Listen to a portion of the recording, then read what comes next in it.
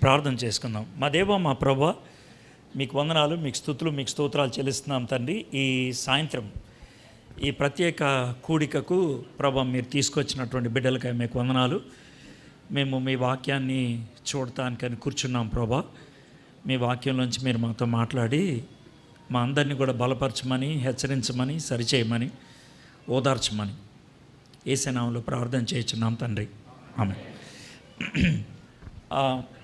మీలో ఎవరైనా నేను మధ్యాహ్నం 2 గంటల నుంచి 3 గంటల దాకా కోల్స్ బ్యాప్టిస్ట్ చర్చ్లో మాట్లాడాను. ఆ మాట్లాడినప్పుడు ఉన్నవాళ్ళు ఎవరైనా ఉన్నారా? That's good, thank you. నేను కొంచెం రిపీట్ చేస్తాను మెసేజ్, అందుకనే మీ పర్మిషన్ అడుగుతున్నాను.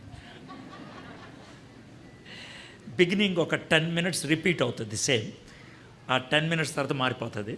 సో మీరు లేచి వెళ్ళిపోవద్దు, అదే మెసేజ్ ఇస్తున్నాడని. That's my only intention. So beginning మాత్రం సేమ్ ఉంటుంది. అయితే కొత్త కాన్సెప్ట్ ఈ మధ్యన వ్యాపారవేత్తలు స్టార్ట్ చేసింది ఏంటంటే క్రిస్మస్ ఇన్ జూలై. అంటే క్రిస్మస్ ఒక్క డిసెంబర్లో చేసుకుంటే కనుక ఎక్కువ లాభసాటిగా ఉండదని, క్రిస్మస్ని రిపీట్ చేస్తే కనుక మళ్ళీ బట్టలు అమ్మొచ్చు, మళ్ళీ గ్రీటింగ్ కార్డ్స్ అమ్మొచ్చు అని క్రిస్మస్ ఇన్ జూలై అని పెట్టారు. ముఖ్యంగా క్రిస్మస్ ఇన్ జూలై ఎవరికి ఉపయోగపడుతుంది అంటే ఈశాన్య దేశాలకు ఉపయోగపడుతుంది. న్యూజిలాండ్, ఆస్ట్రేలియా ఆ ప్రాంతాలకు ఉపయోగపడుతుంది. ఎందుకనంటే వాళ్ళకి డిసెంబర్ మాసంలో ఎండాకాలం. క్రిస్మస్ రోజు మనం చలిగా రగ్గులై కప్పుకుంటాం, వాళ్ళేమో టీషర్ట్లు వేసుకుంటారు, లేకపోతే నిక్కర్లు వేసుకుంటారు వాళ్ళు, ఎందుకంటే బాగా ఎండగా ఉంటుంది. సో జూలైలో వాళ్ళకి చలిగా ఉంటుంది కాబట్టి ఆ క్రిస్మస్ ఫీల్ ఉంటుందని క్రిస్మస్ ఇన్ జూలై అని పెట్టారు. నేను ఎందుకని దాన్ని వ్యాపారాన్ని ఇప్పుడు తీసుకున్నానంటే, నేను ఒక క్రిస్మస్ మెసేజ్ ఇస్తాను. క్రిస్మస్ మెసేజ్ అన్నప్పుడు యేసు ప్రభు ఎందుకు పుట్టాడు ఆ విషయాల గురించి మాట్లాడదలుచుకోలేదు. కానీ క్రిస్మస్లో యేసు ప్రభు వారు భూమి మీదకి రావడానికి కొంతమంది వ్యక్తుల యొక్క ప్రాముఖ్యమైనటువంటి అవసరత ఉంది. అంటే వాళ్ళు కనుక వాళ్ళు పోషించాల్సిన పాత్ర పోషించకపోతే క్రిస్మస్ జరుగుండేది కాదు. అంటే మనకి క్రిస్మస్ నాటకంలో కనబడుతూ ఉంటారు. యోసేపు గారు, మరియమ్మ గారు, గొల్లలు, జ్ఞానులు, హేరోదు, సత్రపు యజమాని, వీళ్ళంతా కూడా ప్రాముఖ్యమైనటువంటి పాత్ర పోషించారు. కాబట్టి వీళ్ళందరి నుంచి కూడా మనకు పాఠాలు నేర్చుకోవచ్చు. ఈ ఉదయకాల సమయాన్న నేను మరియమ్మ గురించి మాట్లాడాను. అయితే ఇప్పుడు యోసేపు గురించి మాట్లాడదాం అని అనుకున్నాను. అయితే యోసేపు గురించి మాట్లాడక ముందు మీకు ఒక మాట చెప్పాలి. క్రిస్మస్ సందర్భంగా ఉన్నటువంటి వ్యక్తుల్లో ప్రతి ఒక్కరికి డైలాగ్స్ ఉన్నాయి. డైలాగ్స్ అంటే ఏదో మాట చెప్పటం. డైలాగ్ లేకుండా బైబిల్ మొత్తంలో నోరు తెరవకుండా ఉన్న వ్యక్తి ఎవరు ఉన్నారంటే యోసేపే. బైబిల్లో ఆయనకి 2 అధ్యాయాలు ఇచ్చారు, 2 chapters, కానీ ఎప్పుడు నోరు తెరవలేదు. You never see Joseph speaking. ఆయన మాట్లాడుతూ మీరు ఎప్పుడు చూడరు. అన్ని పనుల్లోనే ఆయన గురించి వ్యవహారాలనే కనబడుతూ ఉంటాయి. యోసేపు నుంచి మనం ఏమన్నా నేర్చుకునేటువంటిది ఉందా, అది మీకు చెప్పదలుచుకున్నటువంటి విషయం. అయితే కొంచెం బ్యాక్గ్రౌండ్ మీకు చెప్తాను. మనకి యేసు ప్రభు యొక్క పుట్టు గురించి 2 చెప్పారు.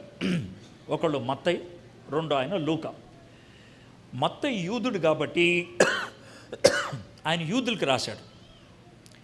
యూదులకు రాసేటప్పుడు యూదులు ఏం చెప్తే నమ్ముతారో దాన్ని మనసులో పెట్టుకొని రాశాడు.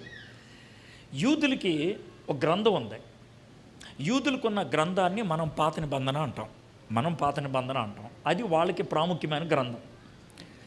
ఆ గ్రంథములో 318 ప్రవచనాలు ఉన్నాయి మెస్సయ్య గురించి, 318. అయితే మత్తయ్య గారు ఏం చేశారంటే 318లో 64 తీసుకొని ఆ 64 ప్రవచనాల యొక్క నెరవేర్పుగా యేసు ప్రభు వచ్చాడని రాశాడు. అప్పుడు వాళ్ళు కాదనలేరేక, ఎందుకంటే 1 కాదు 2 కాదు కదా, 64 తీసుకున్నారు కదా. అందుకనే మత్తయి సువార్తలో పదే ఈ మాట కనబడుతుంది, లేఖనాలు నెరవేర్పు కోసం అనేటువంటి మాట కనబడుతుంది. అది కావాలని మత్తయి రాశాడు. ఎందుకనంటే ఆయన ఏమని చెప్పదలుచుకున్నాడంటే ఈయన కొత్తగా వచ్చినోడు కాదు, ఈయనేదో కొత్తగా పరిచయం అయ్యే వ్యక్తి కాదు, మనం ముందు నుంచి ఎదురు చూస్తున్నటువంటి వ్యక్తి అని. కాబట్టి మత్తయి యూదులకు రాసుకుంటూ వచ్చాడు. ఆయన యూదుడు.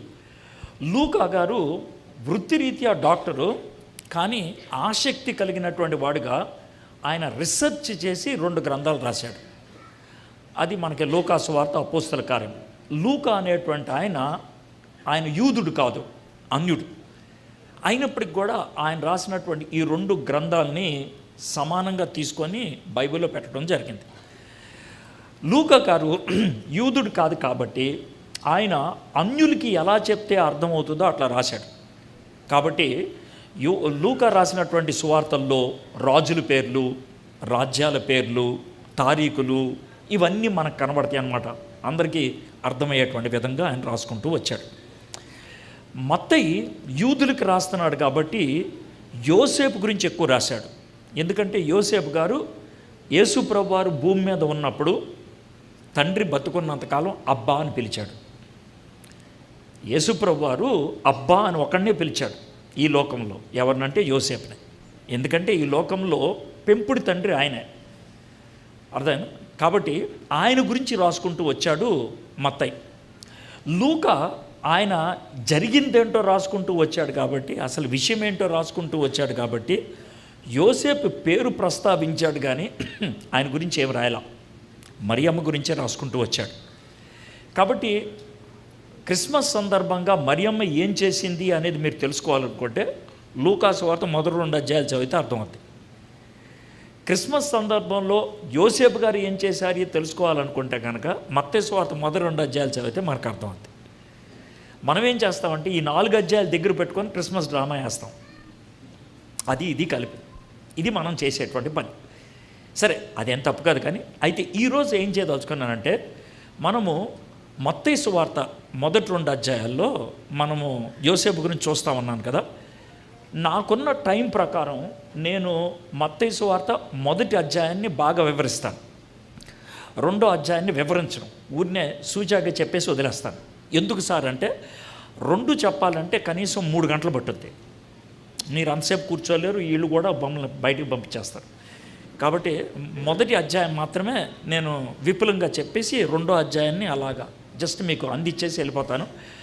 మీకు మొదటి అధ్యాయం నేను ధ్యానం చేసిన విధానాన్ని గమనించినట్లయితే మీరు 2వ అధ్యాయాన్ని చదువుకున్నప్పుడు మీరు కూడా చాలా విషయాలు మీరు నేర్చుకోగలుగుతారు. ఓకే, ఇది మనం చేసేటువంటి పని. సో మీ దగ్గర బైబిల్ ఉంటే మత్తయి సువార్త మొదటి అధ్యాయం, మత్తయి సువార్త మొదటి అధ్యాయం. ఇంకొక విషయం ఏంటంటే, మత్తయిలో యేసు ప్రభు వారి యొక్క వంశావళి ఉంటుంది. లూకా సువార్త 3వ అధ్యాయంలో కూడా యేసు ప్రభు వారి యొక్క వంశావళి ఉంటుంది. ఏమంటే ఒక మనిషికి 2 వంశావళులు ఉంటాయా అని వాదించేటువంటి వాళ్ళు కొంతమంది ఉన్నారు.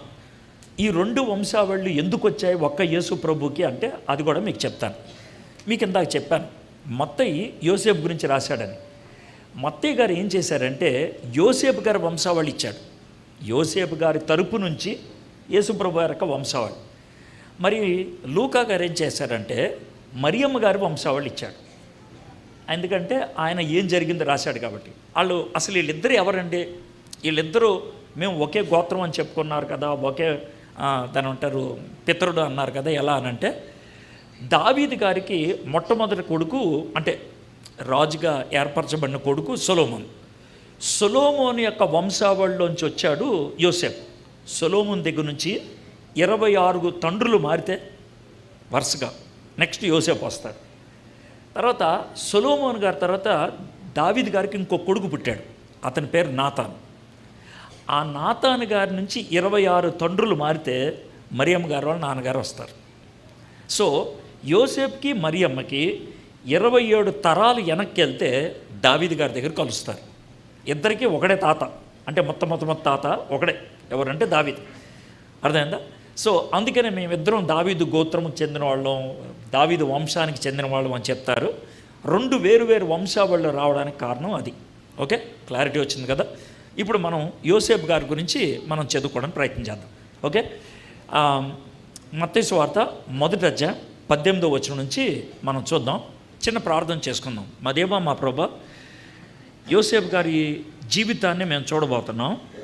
చాలా తక్కువ సార్లు యోసేపు గారి జీవితాన్ని అధ్యయనం చేయటం జరుగుతుంది నాయన. మరి చాలామంది యోసేపుని అసలు ఒక ఎక్స్ట్రా క్యారెక్టర్ లాగా లేదా ఒక గెస్ట్ యాక్టర్ లాగా చూస్తూ ఉంటారు. కానీ ఆయన చాలా ప్రాముఖ్యమైన పాత్ర పోషించాడు. మత్తయ్య గారు 2 అధ్యాయాలు ఆయన గురించి రాశారు పరిశుద్ధాత్ముడు ప్రేరణలో. కాబట్టి ఆయన నుంచి మేము నేర్చుకోవాల్సినటువంటి ప్రాముఖ్యమైన పాఠాలు ఉన్నాయి ప్రభువా. ఆ పాఠాలు నేర్చుకోవడానికి మీరు మాకు సహాయం చేయమని యేసు నామములో అడుగుచున్నాను తండ్రి. ఆమేన్. 18వ వచనం చదువుతున్నాను. యేసుక్రీస్తు జనన విధమెట్లనగా ఆయన తల్లి అయిన మరియ యోసేపునకు ప్రదానము చేయబడిన తర్వాత వారు ఏకము కాకమునుపు ఆమె పరిశుద్ధాత్మ వలన గర్భవతిగా ఉండెను. ఇది కూడా మార్నింగ్ చెప్పాను, మళ్ళీ రిపీట్ చేస్తున్నాను. ఏంటంటే బైబిల్ని చదివేటప్పుడు ముందు మామూలుగా ఎలా చదవాలంటే ఒక స్టూడెంట్ లాగా చదవాలి. స్టూడెంట్ అంటే విద్యార్థి. నేను తెలుసుకోవాలి, దీంట్లో నేర్చుకోగలిగే పాఠాలు ఏంటి అని చదవడం మొదలుపెట్టాలి. ఇంకా లోతుల్లోకి వెళ్ళాలి అనుకున్న వ్యక్తి పోలీసు వాళ్ళలాగా చదవాలి. పోలీసు వాళ్ళు ఏం చేస్తారంటే ఎక్కడైనా కేసు వచ్చిందంటే, ఎక్కడైనా ఏమన్నా జరిగిందంటే ఎప్పుడు జరిగింది, ఎక్కడ జరిగింది, ఎవరున్నారు అని గుచ్చి ప్రశ్నలు అడుగుతారే, అలాగ వాక్యానికి మనం ప్రశ్నలు వేస్తే వాక్యం ఇచ్చేటువంటి జవాబు మనకి పాఠాలు నేర్పించేది అవుతుంది. ఇప్పుడు చూడండి, ఈ వచ్చినాన్ని నేను పోలీసు వాళ్ళలాగా ప్రశ్నలు వేస్తాను. అప్పుడు మీకు అర్థమవుద్ది పోలీసు వాళ్ళలాగా ప్రశ్నలు వేయటం అని. యేసుక్రీస్తు జనన విధం ఎట్లనగా బాగుంది. అయ్యా యేసుప్రభు జన్మ గురించి రాస్తున్నాను అన్నాడు, మొదలుపెట్టాడు, బాగానే ఉంది. ఆయన తల్లి అయిన మరియ బాగుంది. యేసుప్రభు తల్లి మరియ యోసేపునకు ప్రదానము చేయబడిన తర్వాత, వాళ్ళిద్దరికీ అయ్యింది ప్రధానమే. వారు ఏకము కాకమునుపు, ప్రధానం అయిన తర్వాత ఏకం కాకటం ఏంటి? ఏకం అంటే శారీరకంగా కలవటం. అది ఎప్పుడు జరుగుద్ది? పెళ్ళైన తర్వాత. వీళ్ళకి ఇంకా పెళ్ళి అవ్వలేదు కదా. ప్రధానం తర్వాతే ఆ డైలాగ్ ఎందుకు పెట్టాడు ఆయన? ప్రధానం తర్వాతే ఏకము కాక మునుపు అనేటువంటి మాట ఎందుకు పెట్టాడు? ఇది నాకు వచ్చేటువంటి ప్రశ్న. తర్వాత చూద్దాం, తర్వాత దానికి ఏం చదువు. కాక మునుపు ఆమె పరిశుద్ధాత్మ వలన గర్భవతిగా ఉండెను. గర్భం ఏంటి? ఇంకా వాళ్ళకి పెళ్ళి అవ్వలేదు కదా. ఈ గర్భాన్ని ఎలా తీసుకోవాలి మనం? సమాజం ఎలా తీసుకుంటుంది? యేసుప్రభు నిజంగా మరి ఈ లోకరీత్యా మామూలుగా పుట్టినట్లా కాదా? ఇవి మనకు వచ్చేటువంటి ప్రశ్నలు. తర్వాత వచనంలో కూడా చిన్న భాగం చూద్దాం. ఆమె భర్త అయిన యోసేపు. అదేంటిది భర్త అనేశారు? మనం భర్తని ఎప్పుడు అనాలి? ఇంకా పెళ్ళి అవ్వలేదు కదా. ఇక్కడ వివరణలో చూస్తే ఇప్పుడు చూశారు కదండి, ఇది పోలీసు వాళ్ళలాగా చూడటం. అంటే ఇది పోలీసు వాళ్ళలాగా చూడటం. ఈ విధంగా పోలీసు వాళ్ళలాగా చూసినప్పుడు కొన్నిసార్లు వాక్యంలోంచి జవాబు వస్తుంది, కొన్నిసార్లు వాక్యంలోంచి రాదు. మనం అప్పుడు దీని సంస్కృతిలోకి వెళ్ళాలి. డిక్షనరీలు అని ఉంటాయి, హ్యాండ్ బుక్లు అని ఉంటాయి, అందులోకి వెళ్తే మాకు అర్థమవుతుంది. సార్ మీకు తెలియదు కదా అంటే అందుకే నా అలాంటి పెట్టాడు దేవుడు. అర్థమైందా? తప్పేం లేదు, తెలిసిని మీరు చదువుకోండి, తెలియనాటిని దేవుడు ఎవడొకడిని పంపిస్తాడు. అర్థమైందా? తలకాయ నొప్పి వస్తే మనం ట్యాబ్లెట్ వేస్తాం, తలకాయలో మరీ నొప్పి వస్తే ఇప్పుడు దేవుడికి వస్తాం కదా. ఇప్పుడు పైన అయితే మనమే సెటిల్ చేసుకుంటాం, మరీ లోనకి వెళ్తే కనుక డాక్టర్ దగ్గరికి వెళ్తాం. సేమ్ దేవుడు కూడా చెప్పేది, మామూలుగా పైన అర్థం చేసుకొని చెయ్యి, మరీ లోనకి వెళ్ళి అనుకో బోధకులను ఒకటి పంపిస్తానంటాడు. దేవుడు కూడా అందుకని కొంతమందికి బోధించేటువంటి వరం ఇచ్చాడు. ఎందుకంటే బోధించేటువంటి వరము మామూలు ట్యాబ్లెట్తో పని అవ్వదన్నమాట. సో అది ఒక వరం, అదొక ప్రత్యేకమైన స్థానం. కాబట్టి వాళ్ళని మనం గౌరవిస్తాం, ఎందుకంటే ప్రత్యేకమైన విషయాలు మనకు బోధిస్తారు, మామూలు విషయాలు మనం చదువుకుంటూ వెళ్తాం. ఇప్పుడు ఏంటంటే మన భారత సంస్కృతిలో ఉన్న వాళ్ళు బైబిల్ని అర్థం చేసుకోవడం చాలా మటుకు సులభం. ఎందుకు సార్ అంటారు? అమెరికా వాడికి అర్థం కాదు, మనకు అర్థం అవుతుంది. ఎందుకని అంటే కనుక ఉదాహరణకి భారత సంస్కృతిలో పెళ్లిలో 3 మెట్లు ఉంటాయి.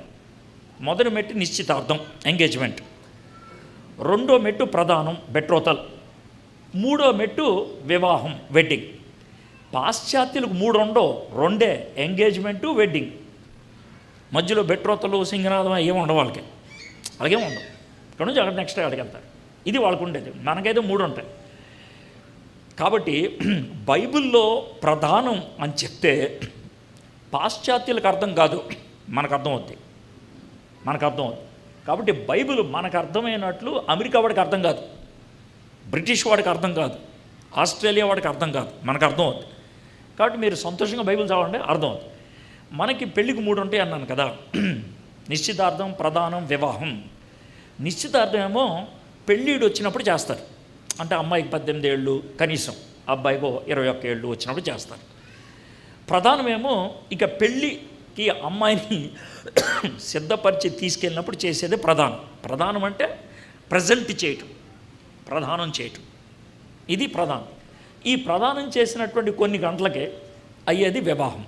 ఇది మనకే. అయితే యూదులకి ఈ 3 ఉంటాయి, కానీ టైమింగ్ వేరు. ఏంటి సార్ టైమింగ్ అంటే కాస్త జాగ్రత్త వినండి. కొన్ని సంస్కృతుల్లో ప్రధానం చాలా చిన్న వయసులోనే చేస్తారు. చిన్న వయసు అంటే రాజస్థాన్ లాంటి రాష్ట్రాలలో ఉయ్యాల్లో ఉన్నప్పుడే ప్రధానం అయిపోద్ది. ఏమంటారు, నిశ్చితార్థం అయిపోద్ది ఉయ్యాల్లో ఉన్నప్పుడే. నీకు ఒక 8 ఏళ్ల బాబు ఉన్నాడు, మీ అన్నయ్యకి ఓ 3 ఏళ్ల కూతురు పుట్టింది, అంతే, వీళ్ళిద్దరికి నిశ్చితార్థం అయిపోద్ది. ఆడికి 8 ఏళ్ళు, ఆడికి 8 నెలలు, ఈ అమ్మాయికి 3 నెలలు ప్రధానం అయిపోద్ది. రాజస్థాన్లో బాల్య వివాహాన్ని ఆపటానికి ప్రభుత్వం వాళ్ళు నానా తంటాలు పడ్డారు. నేను ఇది ఎందుకు చెప్పానంటే, ఎలా చేస్తారు సార్ అంటే ఆ సంస్కృతి అప్పుడు అలాంటిది. అర్థమైందా? యోధా సంస్కృతిలో నిశ్చితార్థం అనేది పిల్లలకి, అబ్బాయికి కానీ అమ్మాయికి కానీ 7 సంవత్సరాలు రాకముందే అయిపోద్ది. 7 సంవత్సరాలు అంటే 2వ క్లాస్కు ముందే అయిపోద్ది. అయితే ప్రధానం మాత్రం ఆగుతారు. ఎప్పుడు ఆగుతారంటే కండిషన్ నెంబర్ 1, అమ్మాయికి మెచ్యూర్ అయ్యేదాకా, లేకపోతే పుష్పవతి అయ్యేదాకా ఆగుతారు. పుష్పవతి అయిన తర్వాత 1 ఇయర్ ఆగుతారు, ఎందుకంటే ఆమె ఫిజికల్గా బిల్డప్ అవ్వాలి. అప్పుడు 2వ దానికి వెళ్తారు ప్రధానం. అయితే దీనికి 2వ కండిషన్ ఉంది. ఏంటి కండిషన్ అంటే, ఒకవేళ ఈ అమ్మాయి ఎవరితో అయితే పెళ్లి చేసుకోవాలనుకుంటుందో ఆ అబ్బాయి హై స్కూల్లో జాయిన్ అయితే, వాడు హై స్కూల్ పూర్తయ్యేదాకా ప్రదానం చేయరు. 12వ ఏట హై స్కూల్లో జాయిన్ అవుతారు, 17వ ఏట పూర్తవుతుంది. సో మనం అన్నీ తీసుకుంటే కనుక, ఒకవేళ యోసేపు హై స్కూల్లో కూడా చదివినోడు అనుకుంటే, అతి పెద్ద వయసు ఏది ఈ క్రిస్మస్ సంఘటన ఉందే, యేసుక్రీస్తు జననం విధం ఎట్లనగా అది జరిగేటప్పటికీ యోసేపు గారు వయసు ఎక్కువలో ఎక్కువ 17 ఏళ్ళు, అంటే ఇంటర్మీడియట్ కుర్రోడు. మరియమ్మ 15 ఏళ్ళు, అంటే 10వ క్లాస్ అమ్మాయి. ఇంటర్మీడియట్ అబ్బాయి, 10వ క్లాస్ అమ్మాయి, వాళ్ళు ఎదుర్కొన్నటువంటి భయంకరమైనటువంటి సమస్యలు, భయంకరమైనటువంటి ఒత్తిళ్ళు, అలాంటి పరిస్థితుల్లో జరిగినటువంటి క్రిస్మస్, ఆ క్రిస్మస్ తర్వాత జరిగినటువంటి భయంకరమైనటువంటి శ్రమలు, ఈ శ్రమలనన్నీ ఎదుర్కోవటం అనేది ఎలా సాధ్యమయ్యింది, ఇది మనం చూడబోతుంది. 17వ ఏట నుంచి 20వ ఏట దాకా యోసేపు జీవితాన్ని ఫస్ట్ 3 ఇయర్స్, వివాహము లేకపోతే ప్రధానం నుంచి ఫస్ట్ 3 ఇయర్స్లో జరిగినటువంటి విషయాన్ని మనం స్టడీ చేయబోతున్నాం. ఇది మనం చేసేది. నెక్స్ట్, మరి భర్తను ఎందుకు అన్నారు సార్, ఇది మీకు వచ్చినటువంటి ప్రశ్న. మనకి పెళ్ళిళ్ళు అయినప్పుడు ఏం చేస్తారంటే, పెళ్ళిలో ఇదిగో దేవుడు నాకు ఇచ్చినటువంటి అధికారాన్ని బట్టి, ప్రభుత్వం నాకు ఇచ్చినటువంటి ఆధిక్యతను బట్టి నేను వీళ్ళిద్దరినీ భార్యాభర్తలని ప్రకటిస్తున్నాను అంటారు. ఎక్కడ? పెళ్ళిలో. కానీ యూదులు ఏమంటారంటే, అమ్మాయిని అబ్బాయిని ప్రధానం చేసేటప్పుడు ఏమంటారంటే, బాబు పాప మీరిద్దరూ భార్యాభర్తలు ఈ రోజు నుంచి, ఇది ప్రధానం రోజు అంటారు.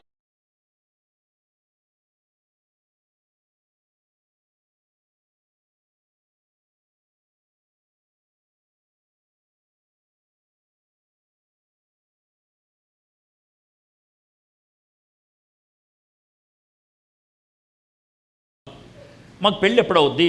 ఓ సంవత్సరం తర్వాత అవుతుంది పెళ్ళి. మరి సంవత్సరం తర్వాత మాకు పెళ్లి చేస్తూ ఇప్పుడు మమ్మల్ని భార్యాభర్తలని ఎందుకు అనాలి అంటాము భార్యాభర్తలని. ఎందుకు అంటామంటే, మిమ్మల్ని పరీక్షిస్తున్నాం, మీ పవిత్రతను పరీక్షిస్తున్నాం. సరే, మేము పరీక్షలో ఫెయిల్ అయితే ఏంటంట, గబుక్కని నేను మరియమ్మను కౌగులించుకుంటే ఏమవుతుంది, యోసేపు గారు వచ్చి నాకు ముద్దు పెడితే ఏమవుతుంది.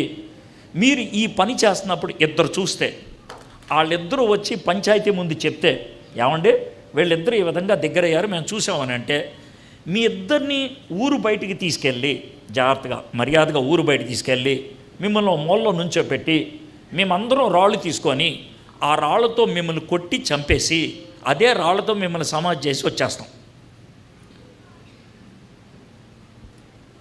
మీకు అర్థమైంది కదండి ఇది పవిత్రత. రెండోది ఏంటనంటే, మేము ఇప్పుడు చెప్పాం ఇద్దరు భార్యాభర్తలని చెప్పి దీన్ని అనుభవించేది 1 సంవత్సరం తర్వాత అన్నప్పుడు 1 సంవత్సరం పాటు మీరు వెయిట్ చేయటం, 1 సంవత్సరం పాటు మీరు ఓపికతో వేచి ఉండటం నేర్చుకోవాలి. Test of patience, test of purity, పవిత్రతను పరీక్షించటం. రెండోది వేచి ఉండటం గురించి నేర్పిస్తున్నాం. నేను ఎందుకని ఈ మాటలు చెప్తున్నానంటే, ఆధునిక ప్రపంచంలో వేచి ఉండటం అనేది మనకు చేత కాదు. ఆధునిక ప్రపంచంలో వేచి ఉండటం అనేది చేత కాదు. వేచి ఉండటం అనేది మనకి చిన్నప్పటి నుంచి అలవడితేనే మనం ఆగి కాస్త తమాయించుకోగలుగుతాం, లేకపోతే లేదు. అయితే మీకు ఒక విచిత్రమైన ఉదాహరణ చెప్తాను. ఎలా అంటే, మా ఇంట్లో నేను చిన్న కొడుకుని, మా అమ్మ నాన్న ఇద్దరు ఉద్యోగాలు చేసేవాడు. కాబట్టి నేను చిన్నప్పుడు స్కూల్కి వెళ్ళినప్పుడు అందరికంటే ముందు వచ్చేవాడిని. ఎందుకంటే 3:30కి మా స్కూల్ అయిపోయేది. మిగిలిన వాళ్ళందరూ 5:30కి అట్లాగ వచ్చేవాడు. నేను స్కూల్ నుంచి ఇంటికి వస్తే మా నాన్నమ్మ ఉండేది. నేను చిన్నప్పుడు 1వ క్లాస్ చదువుకున్నప్పుడు మా నాన్నమ్మ ఉండేది. మా నాన్నమ్మ ఇంటికి రాగానే రోజు నాకు ఓ పని చేసేది. ఆ పని 40 నిమిషాలు పట్టేది. ప్రతిరోజు 40 నిమిషాలు పట్టేది. ఆ 40 నిమిషాలు నేను ఎంజాయ్ చేసేవాడిని. ఏం చేసేది 40 నిమిషాలు అంటే, నన్ను చూడంగానే పొయ్యి వెలిగించేది. ఎందుకంటే అప్పుడు కిరసనాలు పొయ్యి లేదు, గ్యాస్ స్టవ్ లేదు. పుల్లల దగ్గరేసి కాగితాలు వేసి అంటిస్తే ఒక 2 నిమిషాలకు అది వెలిగేది. ఆ తర్వాత దాని మీద ఒక డేక్ష పెట్టేది.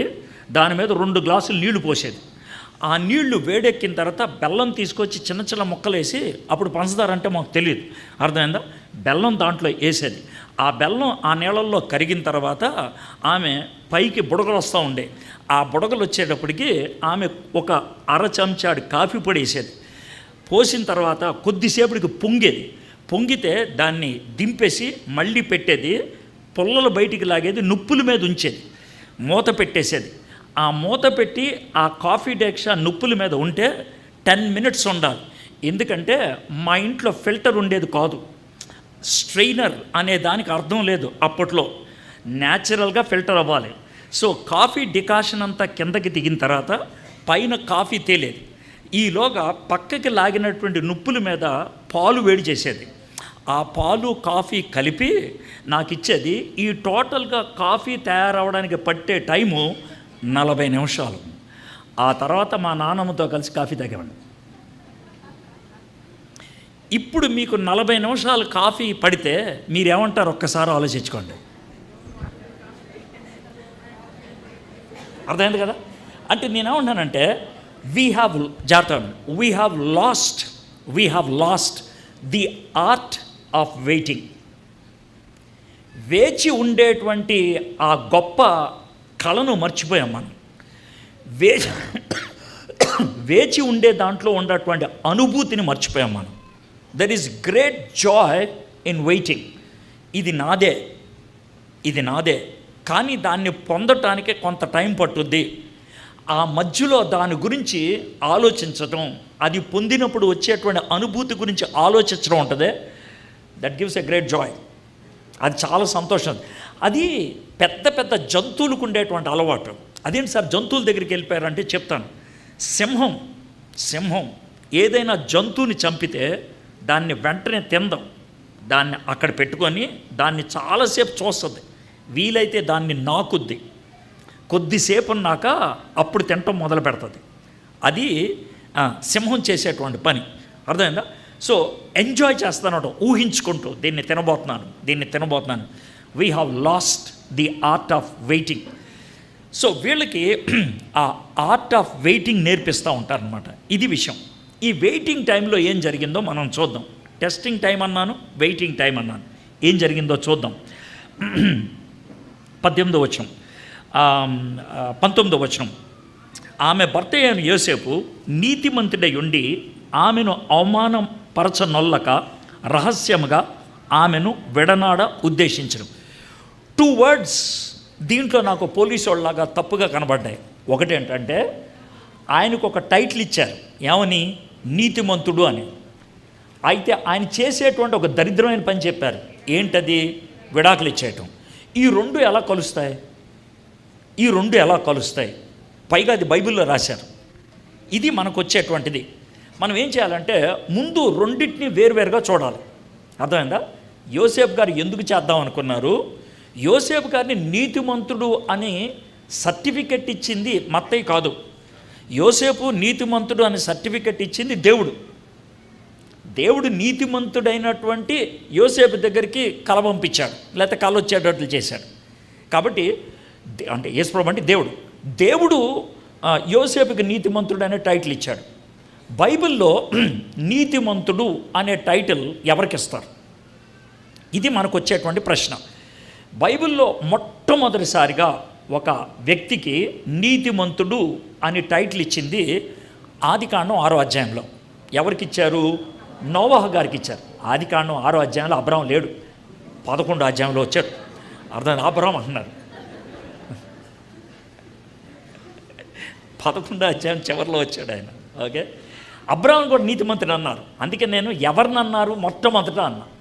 అబ్రహాము కంటే ముందు నీతిమంతుడు అన్నది నోవహుని, ఆ తర్వాత అబ్రహాంని అన్నారు, ఇంకా చాలామందిని అన్నారు. ఓకే, అయితే మొదటివాడిని తీసుకుంటే మనకి డెఫినేషన్ వస్తుంది అనమాట. అంటే ఎవరిని నీతిమంతుడు అని జాగ్రత్త. ముందు డెఫినేషన్ ఇస్తాను, తర్వాత నోవహు ఏం చేశాడో మీకు చెప్తాను.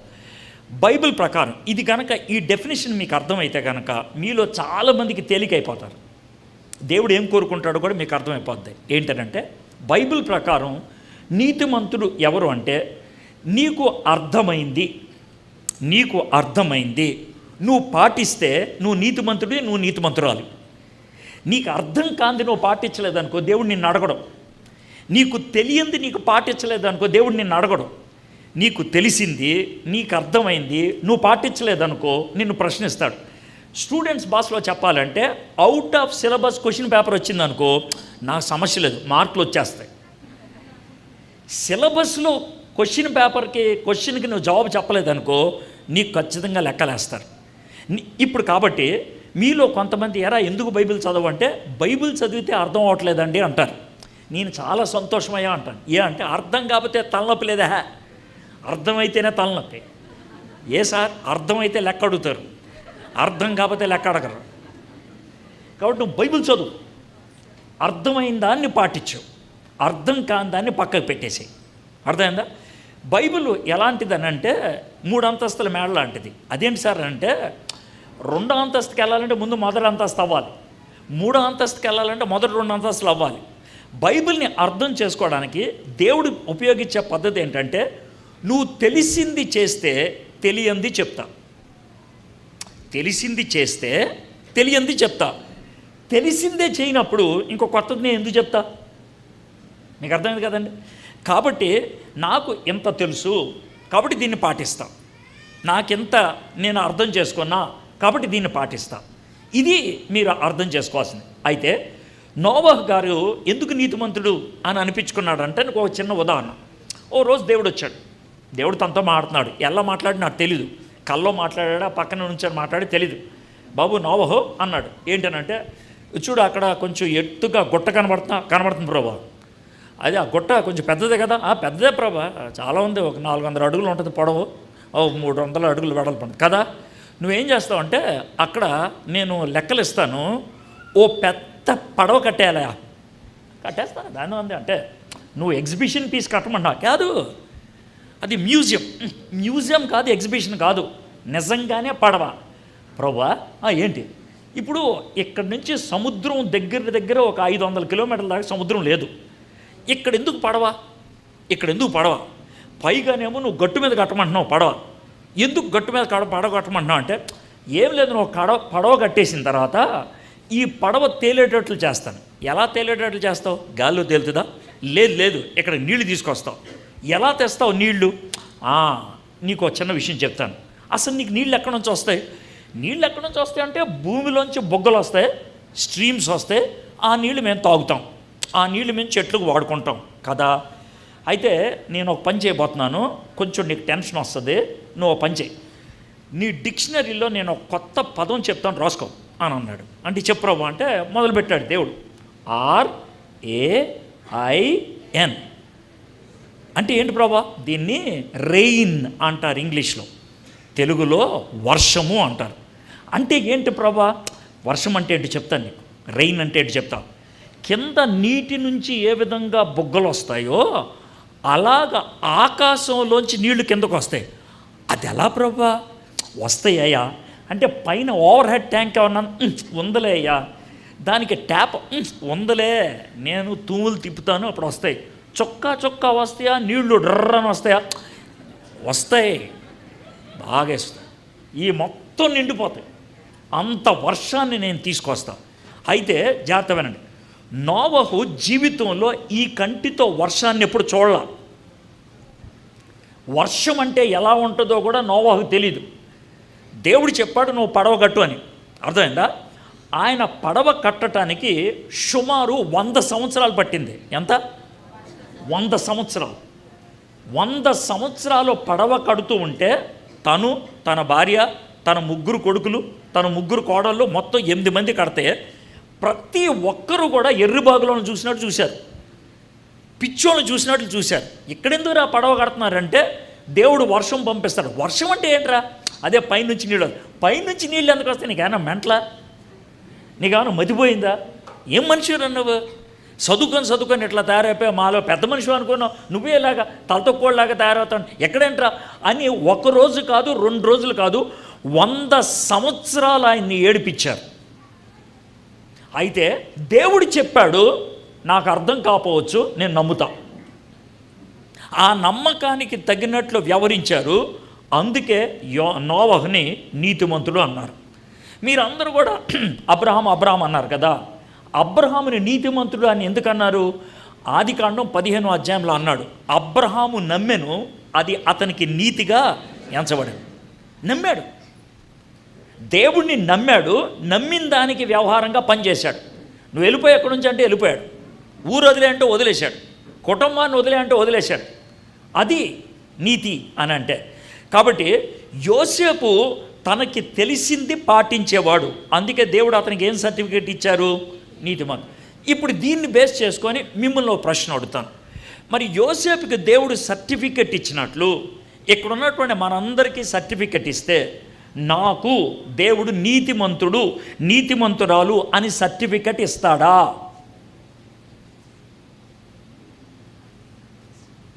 మీకు చెప్పాను, నీతిమంతుడని ఎవరికి ఇస్తారు, నీతిమంతురాలను ఎవరికి ఇస్తారు? నీకు తెలిసింది, నీకు అర్థమైంది, అదే కొత్తగా కావు, నీకు తెలిసింది, నీకు అర్థమైంది నువ్వు పాటిస్తే నువ్వు నీతిమంతుడివి, నీతిమంతురాలు. నీకు తెలిసింది నువ్వు పాటిస్తున్నావా? నువ్వు గ్రహించింది నువ్వు పాటిస్తున్నావా? ఇంతే. మరి దాంతోనే మనం పడిపోతాం. కానీ యోసేపు 17 ఏళ్ల కుర్రోడు నీతిమంతుడు అనే సర్టిఫికెట్ పొందాడు. ఇక రెండోది, సార్ మరి అతను నీతిమంతుడైతే తన భార్యను ఎందుకు విడాకులిచ్చి వదిలేయాలనుకుంటున్నాడు? నేను ఇందాక మాట చెప్పాను, నీతిమంతుడు అని ఎవరిని అంటారంటే దేవుడు చెప్పింది ఉన్నట్టు పాటిస్తే. అర్థమైందా? ఇప్పుడు ఇశ్రాయేలీలకి ధర్మశాస్త్రం అని ఒక 5 పుస్తకాలు ఉంటాయి. దాన్ని పెంటటూక్ అని, టోరా అని, మోషే గారి ధర్మశాస్త్రం అని అంటారు. దాంట్లో ద్వితీయోపదేశకాండం 25వ అధ్యాయం మొదటి 4 వచనాల్లో ఏమని రాస్తుంటుందంటే, జాగ్రత్తని, నీకు పెళ్ళయింది, అమ్మాయిని నీకు పెళ్లి చేశారు. అయితే ఆ అమ్మాయి వేరే అతనితో ఆల్రెడీ సంసారం చేసింది, లేదా ఆమెకు కన్యరకం లేదు, ఆమె చెడ్డ జీవితం జీవించింది. నీకు పెళ్ళైన మొదటి రాత్రి ఆ విషయం తెలిసింది. అయితే అలాగ తెలిసినప్పుడు ఏం చేయాలో దేవుడు చెప్పాడు. ఇది అప్పటి రూల్. ఆ రూల్ తీసుకొచ్చి ఇప్పుడు పాటించొద్దా? నీకు ముందే చెప్తున్నాను నేను, కాషన్. అది అప్పుడు రూల్ తీసుకొచ్చి ఇప్పుడు పాటించొద్దు. అర్థమైందా? అప్పుడు ఏం చేసేవాళ్ళు అంటే, ఆ అమ్మాయిని తీసుకెళ్ళి మర్యాదపూర్వకంగా వాళ్ళ నాన్నకు అప్పచెప్పి, సార్ ఈ అమ్మాయి కన్య కాదు, ఈ అమ్మాయికి వేరే వాళ్ళతో అక్రమ సంబంధం ఉంది, సారీ నేను వెళ్తున్నానని వచ్చేసాను. ఇది సలహా కాదు, ఖచ్చితంగా చేయాలి. ఇది సలహా ఖచ్చితంగా చేయాలి. అప్పటిన్న వాళ్ళకి, సార్ ఇప్పుడు దీన్ని పాటిస్తారంటే పాటించడం. కొత్త నిబంధనలోకి వచ్చిన మనం, సిలువ దాటిన మనం, ప్రేమ చూపించడం, క్షమించడం అనేది మనం నేర్చుకోవాల్సిన పాఠం. కాబట్టి విడాకులు అనేది కొత్త నిబంధనలో దేవుడు ఇష్టపడ్డు. పాత నిబంధనలో వాళ్ళకున్నటువంటి కాఠిన్యాన్ని బట్టి ఇచ్చాను అని మనకి మత్తయి సువార్తలో చెప్పాడు. ఓకే, క్లారిటీ వచ్చేసింది. అయితే యోసేపు గారు ధర్మశాస్త్రాన్ని పాటించడానికని మరియమ్మని వదిలేద్దాం అనుకున్నాడు, ఎవరితో చెప్పలేదు. మీకు అర్థమైందా? ఎవరితో చెప్పలేదు. ఇప్పుడు చూద్దాం 20వ వచనం. అతడు ఈ సంగతులను గూర్చి ఆలోచించుకొనుచుండగా, గుర్తుపెట్టుకోండి, ఇవి డిస్కస్ చేసేటువంటి విషయాలు కాదు, 10 మంది దగ్గరికి వెళ్ళి సలహాలు అడిగేటువంటి విషయం కాదు, తనకి దేవుడికి ఉన్నటువంటి సంబంధానికి సూచన విషయాలు. కాబట్టి నేను ఏం చేయాలి, ఎలా చేయాలి అని ఆలోచిస్తూ ఉన్నప్పుడు జరిగినటువంటి విషయం ఏంటంటే, అతడు ఈ సంగతుల గురించి ఆలోచించుండగా ఇదిగో ప్రభుదూత స్వప్నమందు అతనికి ప్రత్యక్షమై. ప్రభుదూత మాట్లాడాడు. ప్రభుదూత 1 షాట్లో మాట్లాడాడు. గుర్తుపెట్టుకోండి, కళల్లో ప్రశ్నలు ఉండవు. కళల్లో ప్రశ్నలు ఉండవు. ఎప్పుడైనా మీరు కళలో ప్రశ్న వేయడం చూసారా? అంటే ఉదాహరణ చెప్తాను. మీరు నరేంద్ర మోడీ గారితో కాఫీ తాగుతున్నట్లు కళ వచ్చిందనుకో, అరే నేనేంటి నరేంద్ర మోడీ గారితో తాగుతున్నాననే ప్రశ్న రాదు. లేచిన తర్వాత అడుగుతావు. కళలో ఎవడో ప్రశ్న అడగడు. గుర్తుపెట్టుకోండి. నెంబర్ 1 అంటే కళలో ప్రశ్నలు ఉండవు. నెంబర్ 2, నీకొచ్చిన కళలో నువ్వే హీరోవి, నువ్వే హీరోయిన్వే, ఇంకెవడు ఉండడు హీరోయిన్లో. ఆ విషయం గుర్తుపెట్టుకో. నీకొచ్చిన కళలో నువ్వే హీరోవి, నీకొచ్చిన కళలో నువ్వే హీరోయిన్వే, ఎవరు ఉండరాక. ఇవి మన కళ్ళకు ఉన్నట్టు లక్షణం. 3వది, మనకెప్పుడు కళలు మాట్లాడే భాషలో రాదు, ఆలోచించే భాషలో వస్తుంది. నువ్వు ఇంగ్లీష్ మీడియంలో చదువుకోవచ్చు, కానీ కళలు మాత్రం తెలుగులోనే వస్తాయి.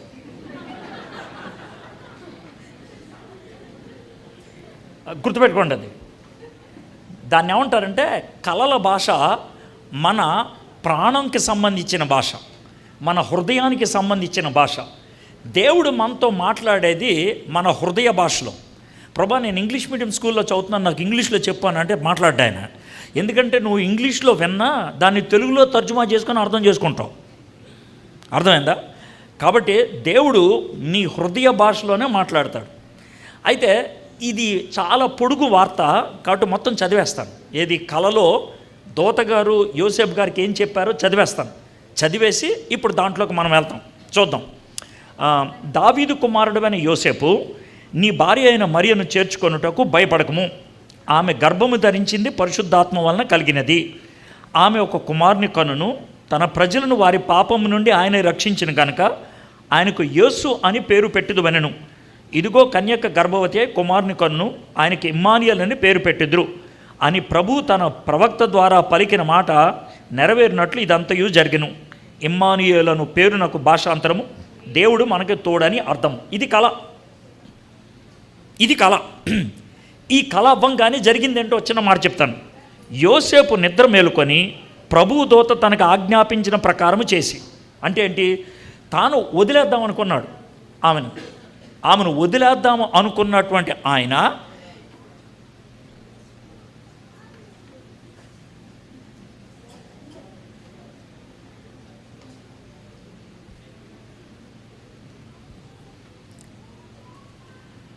వదిలేద్దాం అనుకున్న ఆయన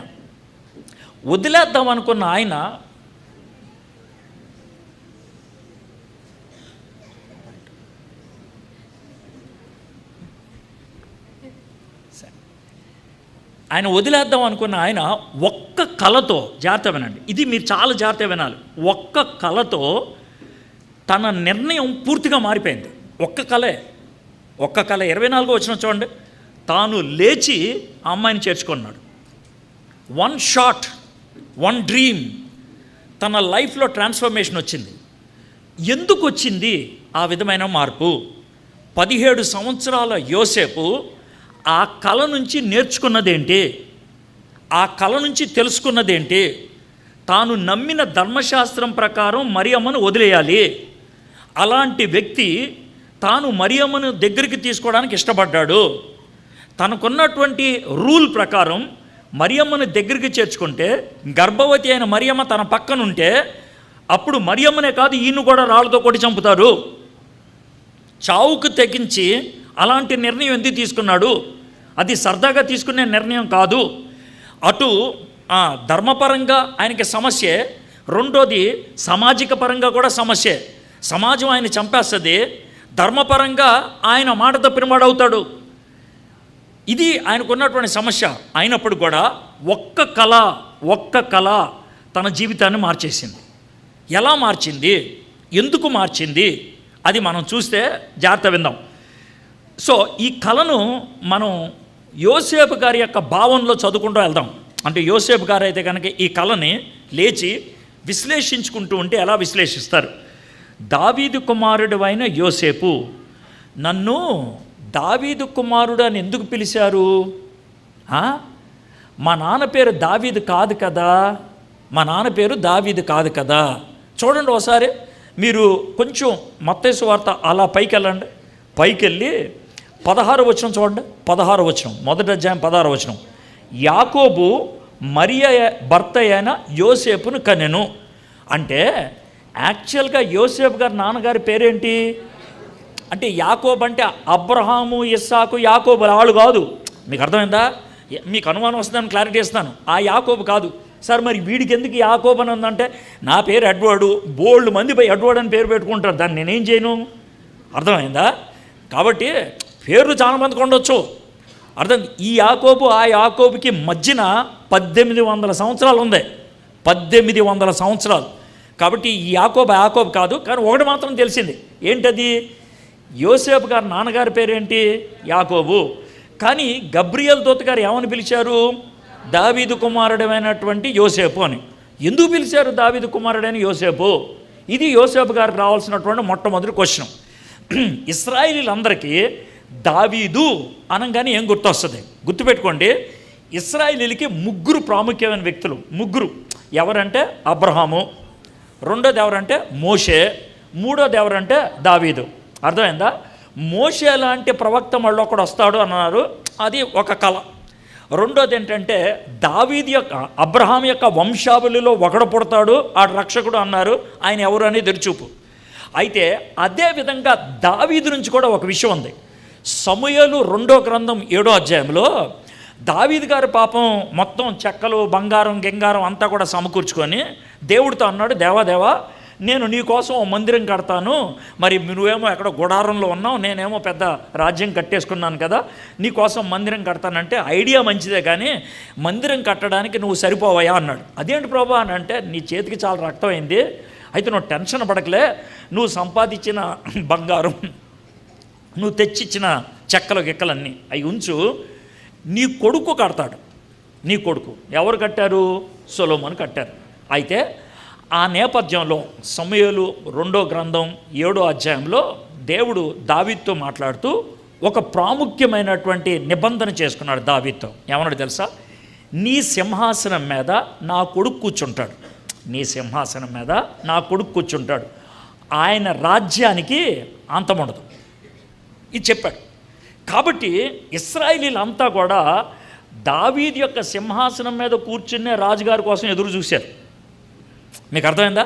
సో ఇప్పుడు ఒక్కసారిగా యోసేపుకి దావీదు పేరు వినబడంగానే ఆయనకి ఎవరు గుర్తొచ్చారు? వాళ్ళ ముత్తాత అయినటువంటి దావీదు గారు గుర్తొచ్చారు. దావీదుతో దేవుడు చేసుకున్నటువంటి నిబంధన గుర్తొచ్చింది. దాంతో ఓహో, ఇప్పుడు మనకు పుట్టబోయేటువంటి ఈ వ్యక్తి ఆ తాలూకా వ్యక్తి అన్నమాట. ఇది అర్థమైంది ఆయనకి. దీంతో నేను చెప్పదలుచుకుంది ఏంటంటే, 17 సంవత్సరాల యోసేపుకి సొంత బైబిల్ లేకపోయినా, సొంతగా బైబిల్ చదువుకోవడానికి అవకాశం లేకపోయినా, ఆయన ప్రతి శనివారం కూడా సబ్బాతు దినాన్న ఆయన సినగాగు అంటే యూదుల ప్రార్థనా మందిరంలోకి వెళ్ళి కూర్చున్నప్పుడు యాజకులు తెరిచి చదివినటువంటి వాక్య భాగాన్ని నెమరు వేసుకొని హృదయంలో దాచుకుంటే ఆయనకు అంత చరిత్ర తెలిసింది. 17 ఏళ్ళకే. మనం అడ్డగాడుదల్లాగా పెరిగాం.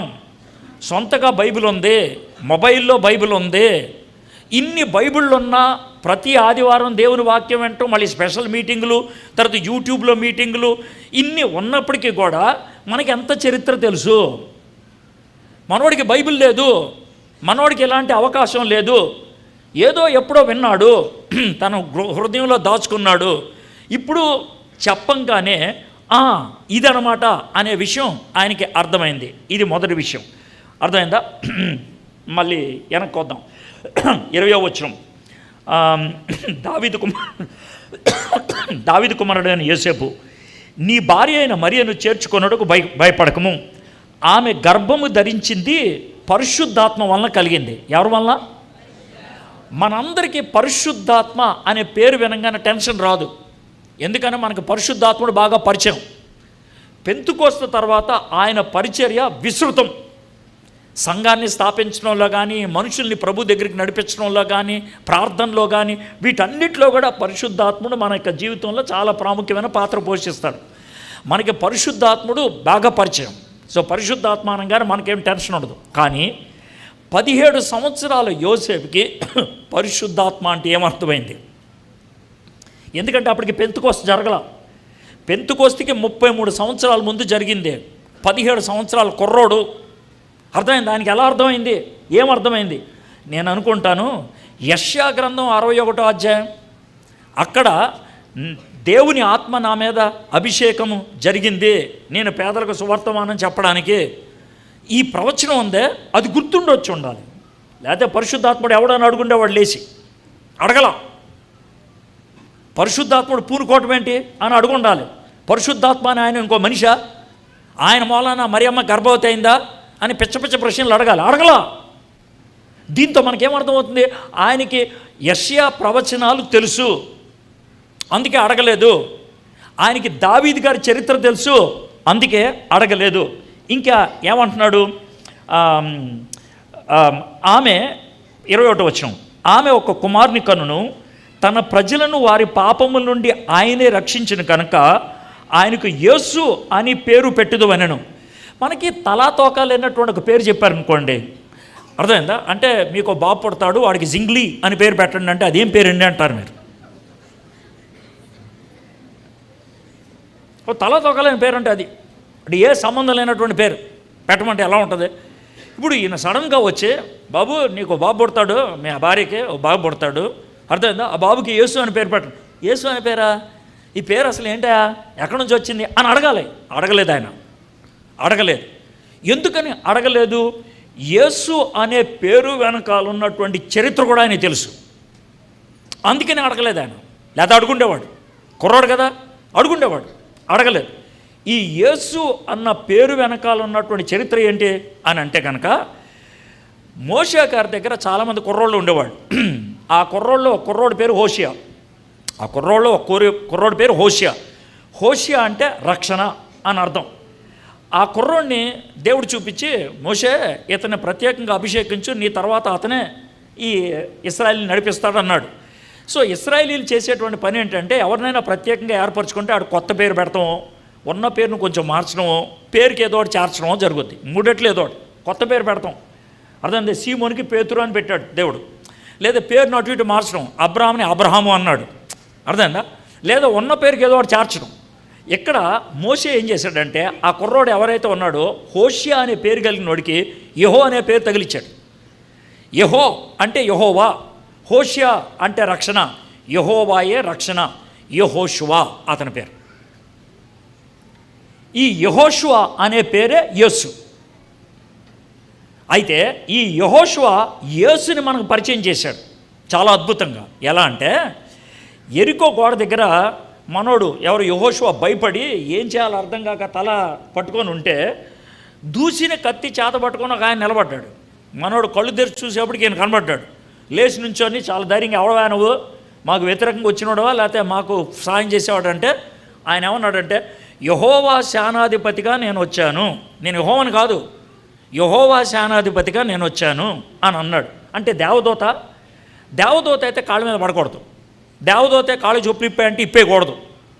అర్థమైందా? దేవదూతే కంతగా నా ప్రభు నాకేం ఆదేశిస్తున్నాడు అని అడగకూడదు. ఇవన్నీ అడిగాడంటే దేవుడు వచ్చాడు కానీ యెహోవా కాదు.